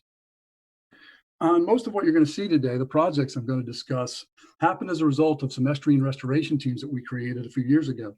The Northeast team that was created that runs from the Georgia line to Sebastian Inlet. Roughly 10 years ago, we formed that group. Now an East Central group, roughly 3 years ago, that extends from Sebastian Inlet to the southern end of Palm Beach County. And what we do within these groups is discuss estuarine restoration techniques, help one another get permits, and help one another get funding. So it's a work group, a nexus of communication. And the leadership is shown at the top of the slide there. FWC has played a big role in it, in the leadership, as well as agencies and others. And then there's just a sampling of some of the groups associated. I'd have to have multiple slides to show you all the groups associated, but municipalities, nonprofits, universities, lots of folks, over 300 involved in this. And as this group is well aware, the algal blooms that have happened in the north end of the lagoon have taken notice with our agency. So we've stepped up our sampling, and just know that it's possible to get county emails from Mary Harper with FWRI so that you can see the extent of our sampling and all the data associated. I get emails from her almost daily on this because I have all the East Coast counties selected. So you can contact her if you're interested in getting more information. We work on lots of imperiled species, of course. And this became particularly important when the HAB bloom happened a few years back with the loss of manatees and dolphin and so forth. Brown pelican is another one in there. That's why I put that on the slide.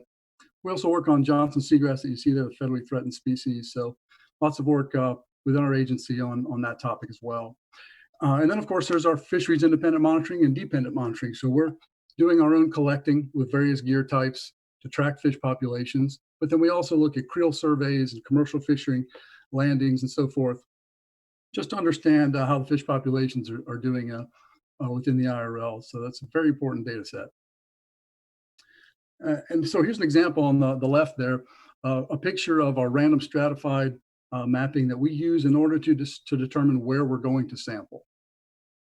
And I chose the southern end as a reminder that we're very much involved in Everglades restoration as part of this. So we're very closely aligned with the groups that are involved in understanding the effects of the restoration in the Everglades.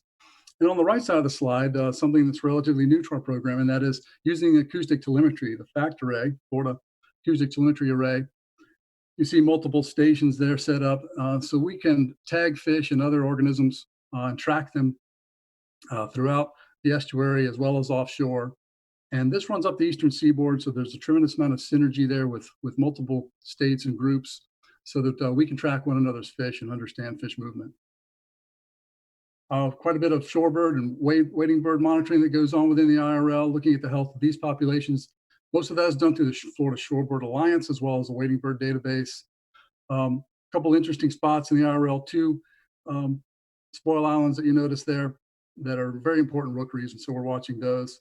And our law enforcement is very much involved in this because these are all listed species. We work a lot on coastal wetland restoration. As Chuck mentioned, we do a lot in the lagoon in the way of reconnecting impounded wetlands. So this is wetland just north of Harbor Branch. We got some federal dollars to reconnect that one recently. Chuck mentioned the dragline ditch work. We got involved with St. John's about 10 years ago to access federal funds in a new and unique manner. And so we've been working with them on that. And he showed you the shot of what it looks like after about 8 years. We also inherited a property in New Smyrna Beach, the old high school there. And I was able to turn 5 acres of that back into salt marsh. And that's been very important, very big showcase there. Marine Discovery Center is our nonprofit working on that particular property. So we're able to pull plants out of that site and use them for regional restoration. At this point, over 50,000 plants have been taken out of that site. And we also have people are able to come and look at a living shorelines demonstration area and learn what their options are as far as securing their shoreline. We've also worked on some spoil island restoration. This was a mitigation that happened in Fort Pierce, typical spoil island with mostly exotic species. $5 million project, which was scraped down and turned into natural habitats of mangrove swamp and seagrass. So there's lots of potential for doing more of this in the IRL, hundreds of islands out there. I'll also mention that in Palm Beach County, we've successfully used sediment to create seagrass beds and coastal wetlands as a result of a sand shooter technology and muck capping. We talked a little bit about seagrass with Chuck. So we're teamed up with Dennis Hamsack at Harbor Branch, doing some of that outplanting and the fate tracking of it. And looking at the genotypes, another important question in terms of seagrass is genotypes. We've also partnered a lot on oyster projects, funding some of those. In the St. Lucie River, for example, FWRI would do all the monitoring associated with SERP recover, looking at how oysters respond to changes in water quality there. We help set up oyster recycling programs. So there's the Marine Discovery Center where that's happening. And we're also looking at numerous technologies, some of the new innovative technologies for doing oyster restoration.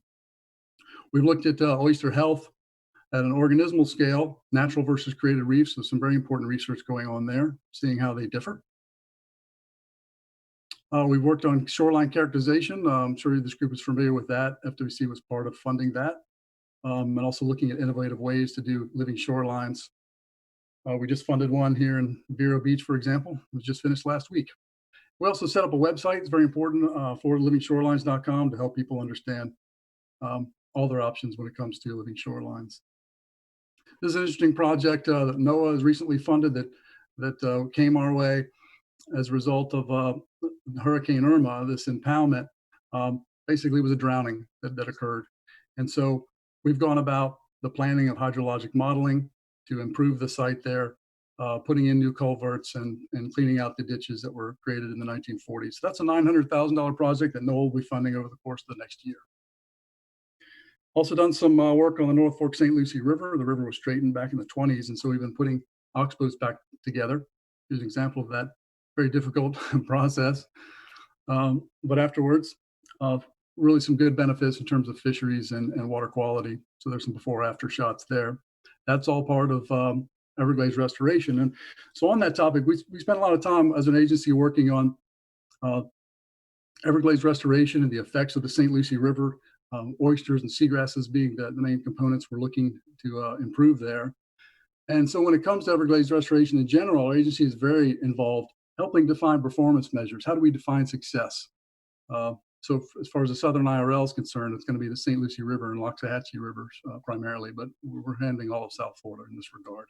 So lots of habitats and species to be considered. So we're very much involved in that. And what does that mean in terms of the local neighborhood version of the SERP? Well, that's referred to as the IRL South feasibility plan, ways in which we're trying to fix the Southern IRL. It's price tag well over $1 billion at this point, but some of these features are going into the landscape where they'll be able to hold water back, cleanse water, make improvements to the whole situation. And of course, these are some difficult times that we live in terms of water management.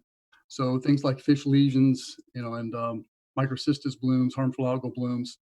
This is what we're really hoping to understand better and inform managers about what's happening to fish and wildlife and habitats as a result of these things. And an extra part of that is the fate of that water as it goes out the St. Lucie Inlet. Turns out the northernmost coral reef in Florida is just south of that inlet. And so there's lots of stressors that you can see on this slide that happen as a result of black water hitting that reef. And so I'm working with Harbor Branch on what that means to the corals on that reef. So we're looking at this this gradation of water from the inlet, close to the inlet, as opposed to proximal from it. It's about a 5-mile stretch, looking at what happens to the dominant corals there in terms of their responses for the tissues, as well as for the zooxanthellae that live in their tissues. So we're looking at gene expression, in other words, sublethal effects. So much of what we know about corals is unfortunately when they're dead, but we're able to look by gene expression at ways in which these organisms are showing signs of stress before they're dead. So where does all this funding come from? Well, a little bit comes from FWC. We have a marine estuarine program that has a little bit of money. We have a freshwater program through our Aries group that comes from documentary stamps of home sales. So some of the projects that you just saw are funded through this. And I'm happy to talk with anyone about how those work. And then here's just some examples of some of the grants we've also gotten with partners. As I mentioned earlier, none of these things happen without partners. But here are some of the grants that we've successfully gotten to do some of the work that you just saw. And we also spend a lot of time doing technical assistance. We help people not only develop proposals and look for funding, but design them as well. And so we sit as agency reps on numerous work groups and teams, the ERTs that I mentioned and the NEP, et cetera. We also produce reports about these particular habitats, seagrasses, coastal wetlands, and oysters. The IMPP stands for Integrated Mapping and Monitoring Programs. So we help people around the state to look at a statewide perspective on how habitats have been changing over time and how we should all be monitoring them using standardized protocols. That's the one important aspect of this. So these reports are now available. They were just created by us within the last few years with our partners. And I'll leave you with this. There was an assessment that was done in Tampa Bay recently about all the projects they did and how it relates to the water quality stations. You know, Tampa Bay is very much like us. We have water quality stations, lots of projects happening, and we wonder how are those projects going to be changing the landscape and improving the situation. And a very interesting paper that came out here that showed how their nitrogen and chlorophyll specifically were able to be changed over time as a result of all these projects. And my hope is that one day we're all going to be working on a paper just like this one to talk about all the improvements that have occurred because of all the great work that so many folks are doing. There's my email there. If you need to talk to me, I'm glad to answer any questions, help in any way that I can. Thanks for your time. Thank you, Jeff. Does anybody have any questions? Questions?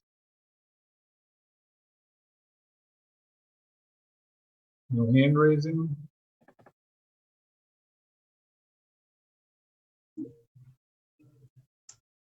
Okay, Jeff, thank you very much. My pleasure, thank you.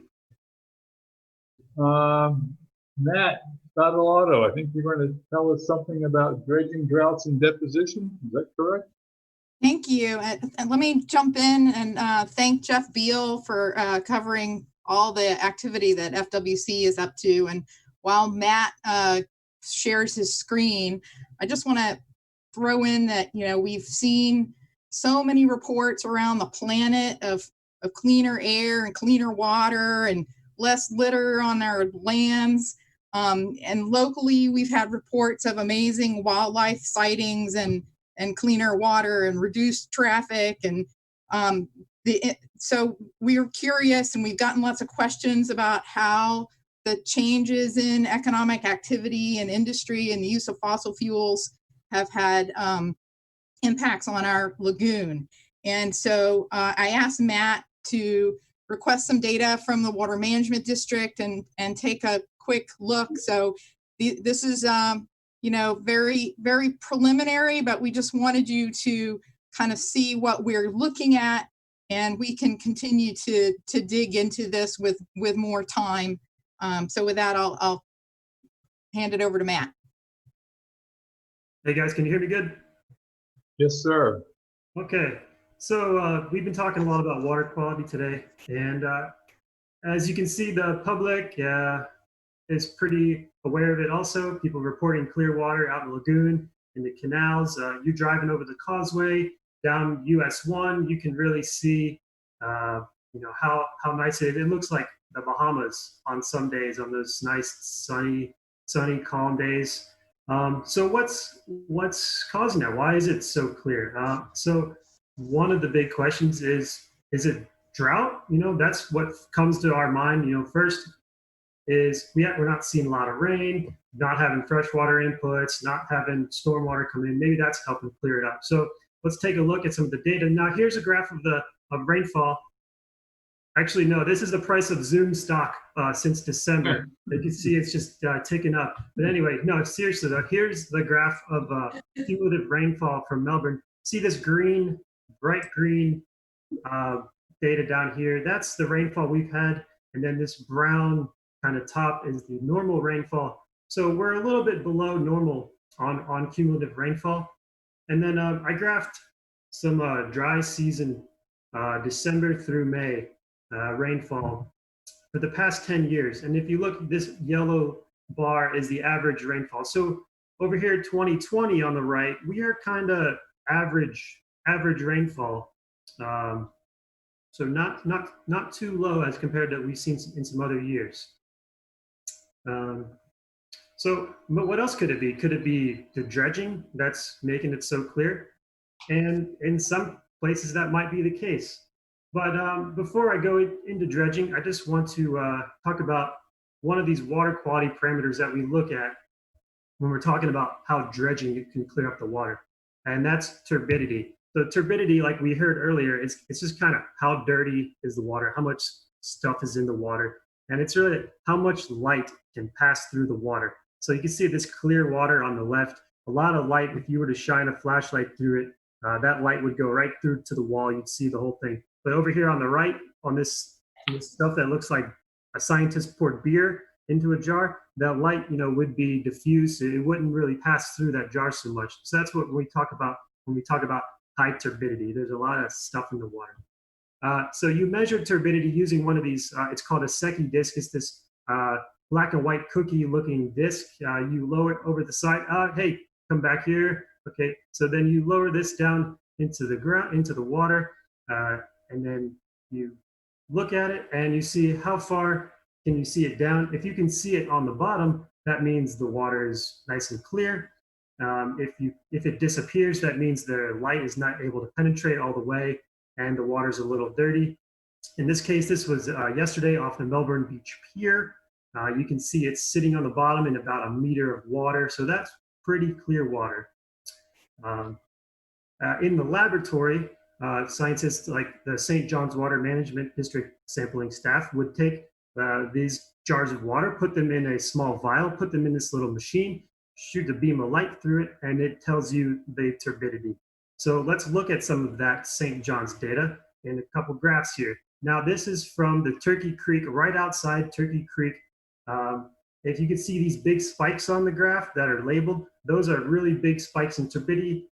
That's when we've had some really dirty water. So April 2011, the super bloom, the fish kill in March 2016, where we had a big bloom, and then Hurricane Irma in 2017, where you had the winds stirring up the water, stirring up the sediments, and that created turbidity as well. But then you look past this dredging period, which is orange, you can see the average turbidity has dropped, and it's now down. It has tanked almost down to zero. The St. John's data was almost at their below detectable limits, which is very cool to see. And let's look at another site where St. John's did some dredging. Same thing, big spike over here, big spike in 16. During the dredging, you can see the Irma spike, and the water was a little bit muddy then, but then after that, the average turbidity has really tanked, and it's super low now, almost at undetectable limits again, as you've seen driving over the causeway and driving down the road. And then here's a site that's kind of farther away from some of the dredging sites, and you can still see the big spikes, and then you see that drop in turbidity again.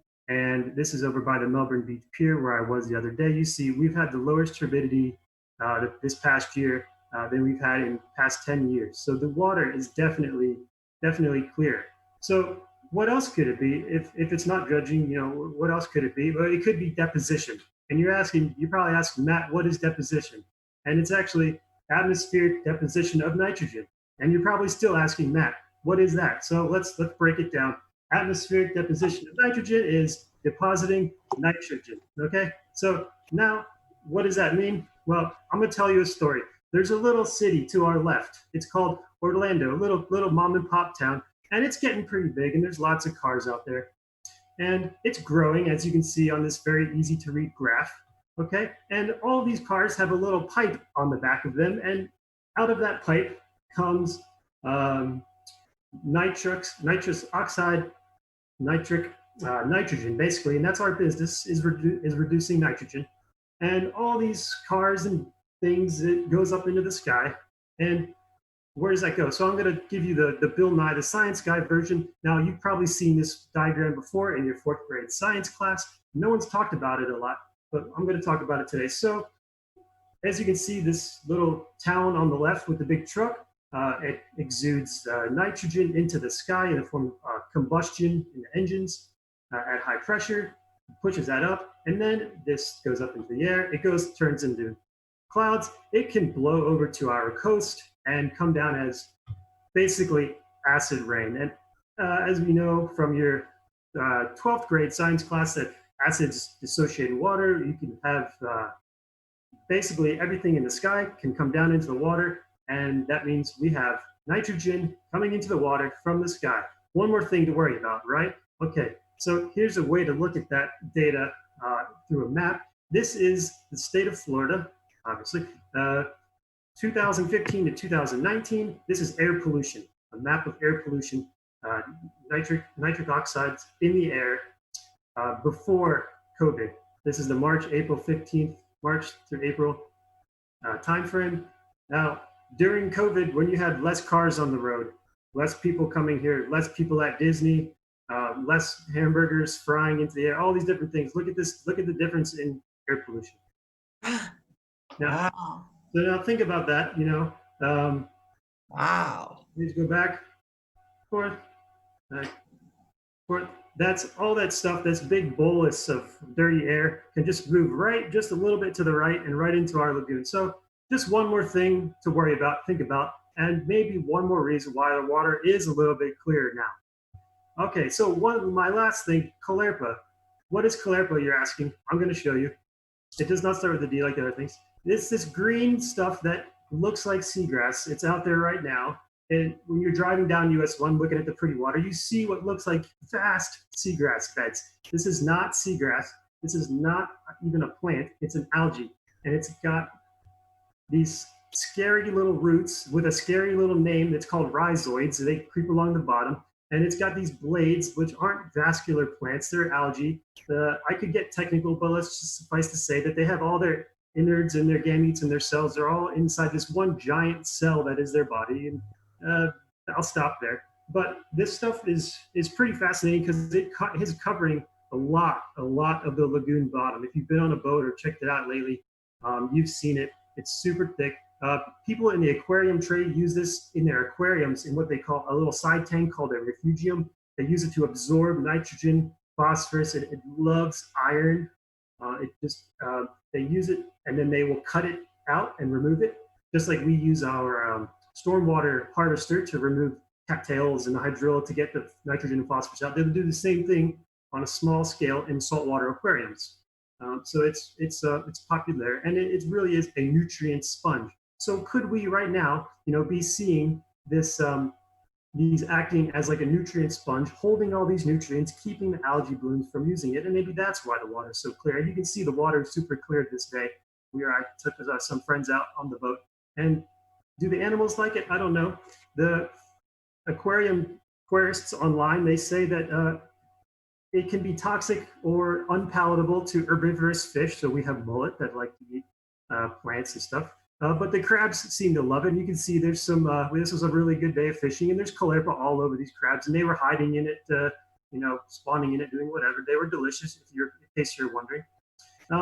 And this Clerpa also, it can grow an inch per day, I read, and it also produces these yellowing organic compounds. So you look at the water lately, and it looks clear, but if you really look, it kind of looks like lime green Gatorade in some spots. It doesn't look just right. It's pretty, but it looks like Gatorade. Anyway, so that's all I have. Just kind of wanted to share that stuff with you. If you guys have any questions, just let us know. Thank you very much. Thanks, Matt. Does anybody have any questions for Matt? And don't forget okay, Vinny, don't forget to unmute yourself. Yes, thank you, Matt. First off, I'd like you to read like the daily news or something. I think that would be very entertaining. So thank you very much for providing laughs this morning. But my question is with the caldera. Did I say it right? Clerpa. Oh yeah, whatever he said. So it's here now, but what happens? And if it's soaking up the nutrients, what happens when it dies or it goes away? Do those nutrients go back? Is there a way to farm it or pull it out now? I don't know. Questions.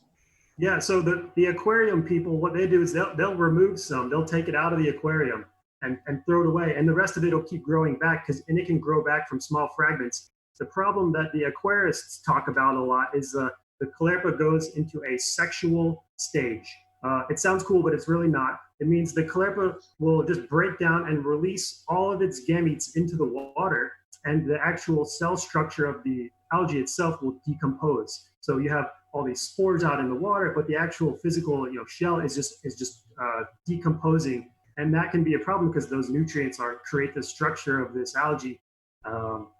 So yeah, that very well could be. Our nutrient budget is tied up in this. It could be tied up in this biomass of Clerpa right now, and like you said, if it dies, that's an explosion. So it's something to look out for going forward, I think. Do we have, Virginia, any plans to look at remediating that if it does go south? We have previously talked to FWC about permits for harvesting macroalgae out of the lagoon. There are problems with that. It is obviously providing some really essential services right now, filtering the water, providing habitat for those blue crabs that Matt showed, holding the sediments in place. So when we have wave events, there's less turbidity that is blocking light. It also can function to capture fragments of seagrass and hopefully help seagrass species take root and get established again. So ideally, you would want to harvest it right before it goes into that sexual stage and releases its nutrient load to the water column. But how would we predict when that was going to happen? You only get a couple days notice. How would you, in that time frame, you'd have to be monitoring it all the time to see when that's about to happen. You'd have to get a permit overnight. You'd have to mobilize equipment overnight. So it's really not, we have not figured out a feasible way to do it. But if the nutrients are transferred to some other kind of macroalgae, the drift algae that we've seen before, there are more feasible ways to harvest that. And we have ongoing discussions with FWC about getting permits to do that as a pilot. Okay, thank you. Okay, it's Laura Lee. Do manatees eat caulerpa? I don't know. That's a good question. I don't know. Okay, we'll get back to you on that, Laura Lee. Crystal. Hey, I think the answer to that is no. You hear me? Terry, we heard you, yes. Okay. Terry thinks the answer is no. Crystal, you have your hand up? I do not. Okay, it's showing your hand up here, but that's okay. Dennis. Yeah, just to add on to what Matt said and what Virginia said, the caulerpa and the aquarium trade, people don't use that very much anymore because it does go asexual and it will destroy the tank and release all of its nutrients into the water column. So they get rid of that. So that is something for us to, and it happens like in one day. There's no way you could control harvesting and that sort of thing on the scale of the Indian River. But it's something that if it ever got to that point, it could go quickly and dump a ton of nutrients into the water that it can capture. So just an aside. Thanks. David? I wanted to expand further on Virginia's commentary about the farming of the drift algae. That seems to be something that would be more readily an option for us. That stuff accumulates, we all know, in the corners of the causeways when there's big wind events, and it can just be raked right out of the water, and it's not rooted. And I think that would be I've always thought that would be a great way to remove nutrients from the lagoon. You're pulling the drift it's that purple and red algae that we see, and that's what we smell when there's a die off. I've always loved that idea, and Virginia, I was hoping you could let us know what are the issues when it comes to getting a permit for a pilot project. The agency wants a specific location identified for a permit. We tried to get sort of a lagoon-wide, county-wide authorization, and no, we really have to have a specific site that they can go inspect ahead of time. And so we have to wait for drift algae to accumulate somewhere and then decide that this is a place where we really could, access with a harvester. How do we do that? And then work out the details to get a permit and mobilize equipment. I would suggest try to identify some of those corners on causeways where it collects. those are kind of, by and large, dead zones already. And the drift algae just accumulates in those corners along the causeways. And so you wouldn't have to get a permit for what you might call open water mowing out in the middle of the lagoon on a valuable flat. Instead, focus on those corners, those mud flats that do nothing but accumulate the detritus anyways.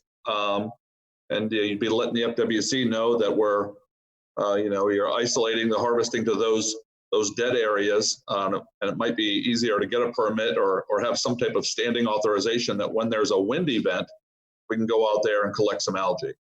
Just my thoughts. Let me suggest that this is a topic we could address in an upcoming meeting. We're running long today, and we're not going to have an answer to harvesting calepa today. So let's put this off to our next meeting, which will probably be in July, I'm thinking, because we're going to cancel. Our June meeting is already canceled. We don't have a June meeting typically for the council. Did somebody else have their hands up? They suddenly went down. All the hands went down. Okay, so let's end the discussion there. And let's move on to the My Lagoon story video. And I'm not sure who's going to do that. Is that Matt again? I'm hoping that's Brandon. Have it, yep. I just need to share my screen. Hold on a second. I understand I was having some microphone issues previously, so hopefully the sound and the video comes through. It's just the microphone that's the problem.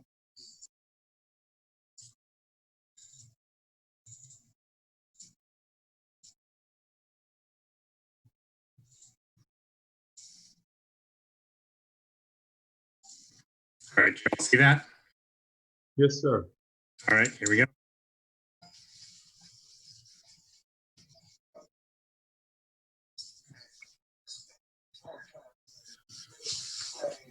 Not getting any volume.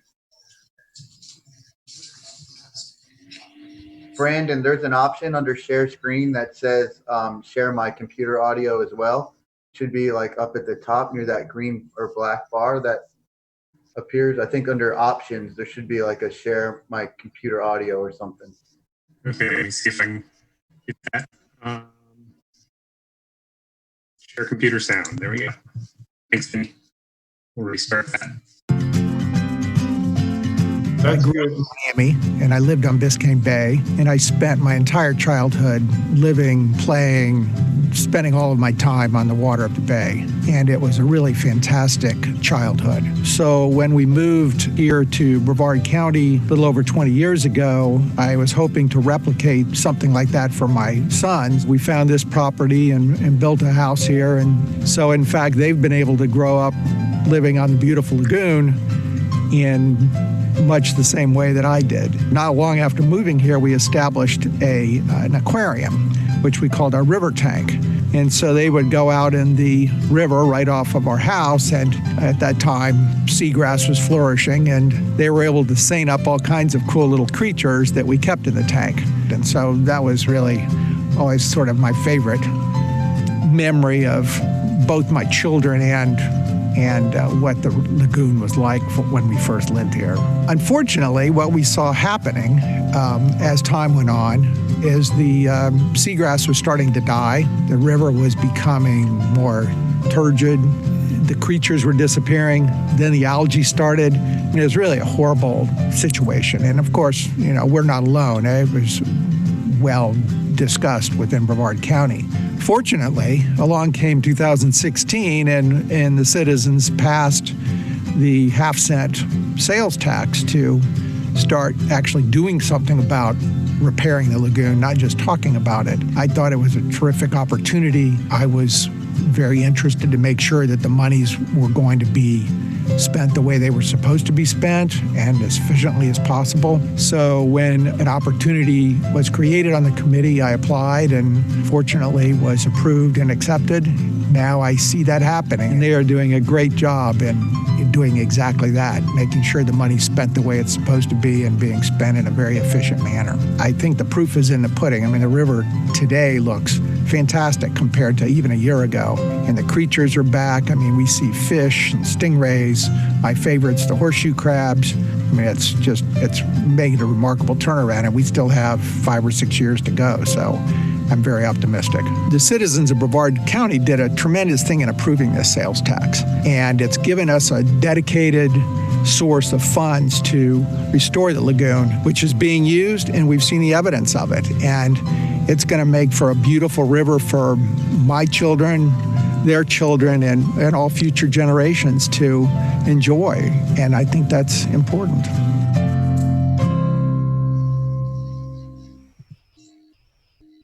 That's a very nice video.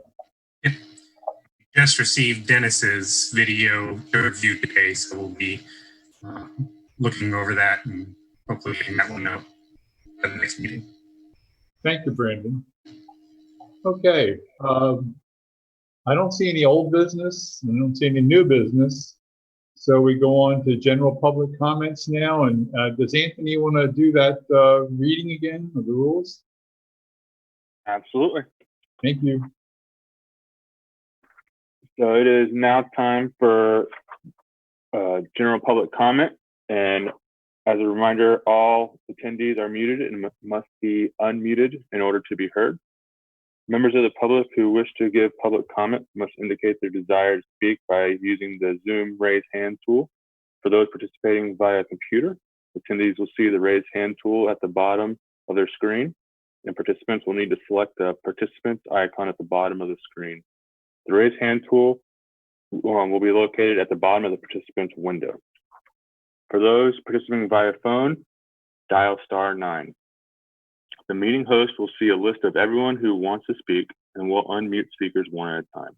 Your name will be called on when it's your turn to speak. Please state your name and residence. You will have 3 minutes. A timer will sound at the end of your allotted time.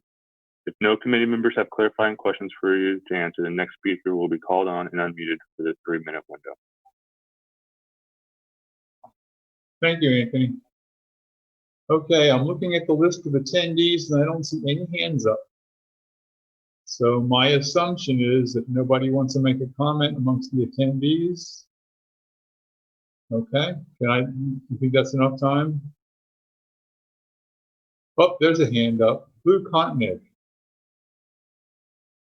Unmute. Okay, Lou, you're unmuted. Terrific. I just wanted to applaud this event. I think it was wonderful in terms of explaining where we are, looking at the financial dimension, going through the projects, and hearing about some new different activities that we may not have heard from before in terms of St. John's and the super clams.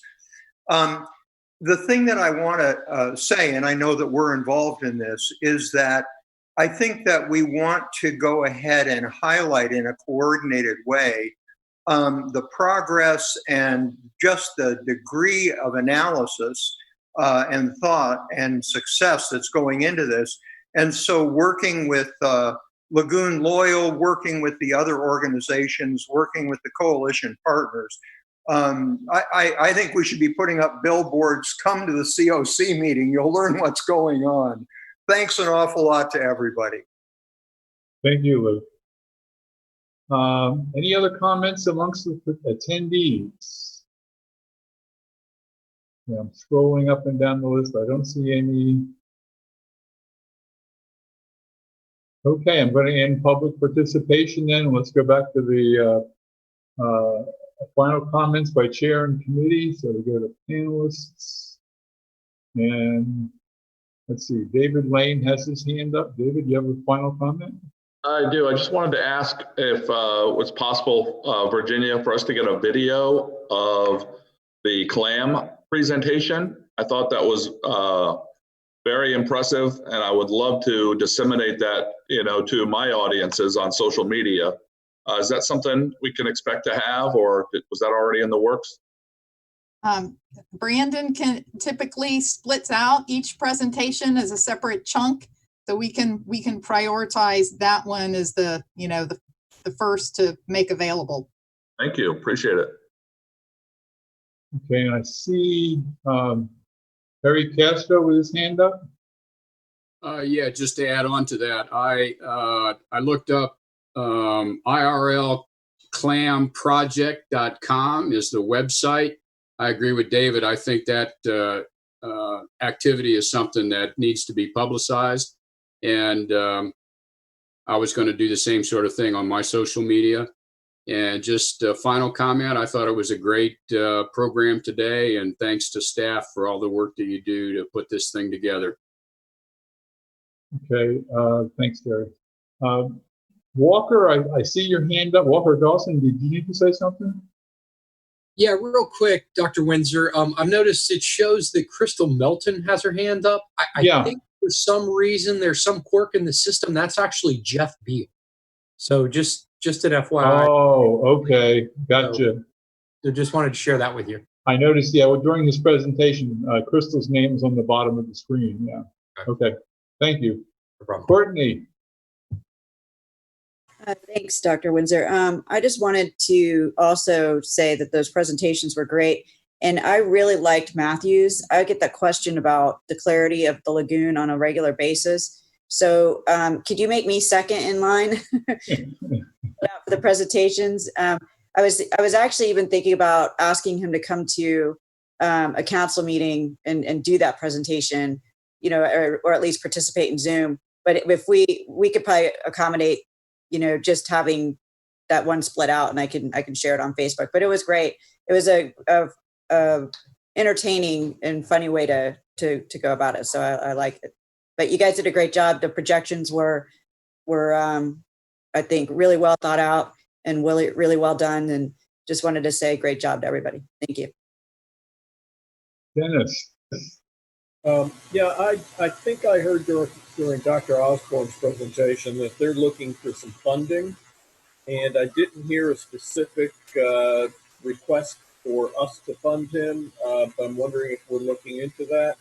If you're putting 5 million clams into the water, I'm curious, you know, how many pounds of nitrogen and phosphorus are coming out. It seems to me like there's a possibility that that could have at least as much or even more capability of removing nitrogen than the oyster do. Yeah, I'm not sure if you wanted to respond to that at this point or not. I would like to respond briefly. Matt had a slide and I was sending him text. Don't share that slide. I think we had looked at this and our costs were based on typical clams, seed clams that are available.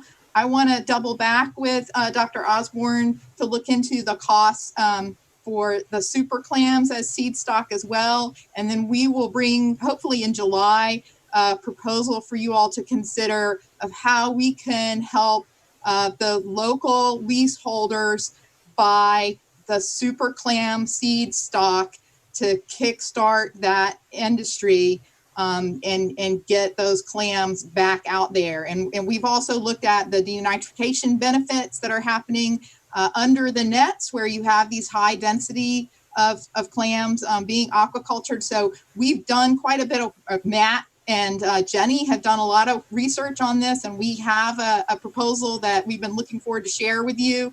But I want to tune it up with these latest cost projections that we just saw and check with them on how best to potentially roll something like this out. Thank you. Vinny, did you have your hand up? Yeah, I was going to say, could we just say that we'll give them $6,000 today? Can we commit to that since we just saved $6,000? I'm half joking on that, the projects that withdrew, but I agree. I was going to encourage Dr. Osborne and them to at least submit a project proposal so that we could keep it. But it sounds like Virginia has that well under control. So I'm really excited for that project, and maybe even combining the clams with seagrass growing under those nets that we were talking about. But I just wanted to say great job today, and Dr. Windsor, good job too. I think you've got the Zoom thing down. No. Charlie Venuto. Yeah, the point there about the clams and maybe funding that, I think it goes back to the bigger issue where we didn't want to commit the last $6 million in spite of what the county commissioners wanted us to do. It is for this very reason where we come up and we learn more about different projects and possibilities that we have some reserve fund so we can better understand and, gain knowledge or exploit it. So I just want to make sure, I hope the county commissioners are listening and understand, our rationale for the decisions that we made and the suggestions that we made to them. Thank you. Stephanie. Yes, I totally agree with that. And I think this is an awesome public-private partnership that we can move forward. And I think it's great to look at more opportunities for public and private partnerships as we move forward to try to jumpstart this clam industry. So I'm totally excited about this. Thanks. Okay, I don't see any other hands. I want to thank Virginia and her whole team for doing an awesome job once again. Lorraine, did you have a question? Yeah, and I'm sorry, I don't know, for some reason I haven't been able to raise my hand. I haven't been able to locate that icon this session. I told them to hide it on yours. Okay, well, not that I want to say, but I just, can you hear me? Yes. That I've really enjoyed seeing so many more canoes and kayaks on the lagoon. And I hope that when when the tourist development council goes out and encourages activity, that we make use of the fact that the lagoon is looking so good right now, and encourage that other kind of low impact activity as well. Okay. Virginia, you have your hand up. I do. I would just like to say that, Matt ran through a bunch of potential contributors to the clear water. Regardless of the exact cause of why our water is looking so clear lately, I think we can see that the lagoon has demonstrated its ability to rebound. It's not too late to change our ways, to reduce the amount of pollution that we're putting into the lagoon, to clean up our act.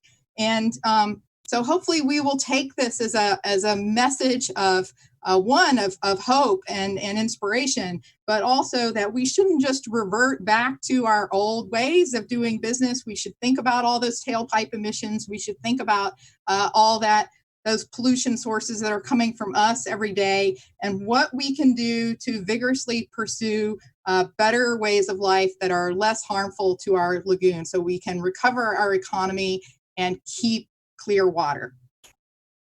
Thank you, Virginia. Laura, your hand's up. I just wanted to re-emphasize how important the lagoon has been during the stay-at-home philosophy of the coronavirus. I've never seen so much traffic as there is on the lagoon, at least up here in our end of it. But there's huge usage of our boat ramps, and there's still some boat ramps in the county, especially up here in our end, that are still dysfunctional from the hurricanes. So I hope that the Brevard Parks and Recreation managers see how much our residents want to use the boat ramps, and I hope they fix the rest of the boat ramps and the fishing piers that it's been 3 years now that they've been out of commission, and we need to get those fixed too. Thank you. Okay, that's the end of final comments, and I want to close off the meeting by saying Virginia and her team have done an awesome job. They continue to do an awesome job. And remember, they're doing all this work, and on top of all this, they're dealing with this COVID virus stuff. They're dealing with helping me through these presentations, helping you all through this presentation. They deserve every ounce of respect we can give them, and every accolade we can give them. And hopefully the county will have enough money left over to give them decent pay raises this year. Thank you all, and that's the end of the meeting. It's concluded. I'm leaving. Thank you. I'm leaving the meeting. Bye. Thank you. Wow. Thanks, John.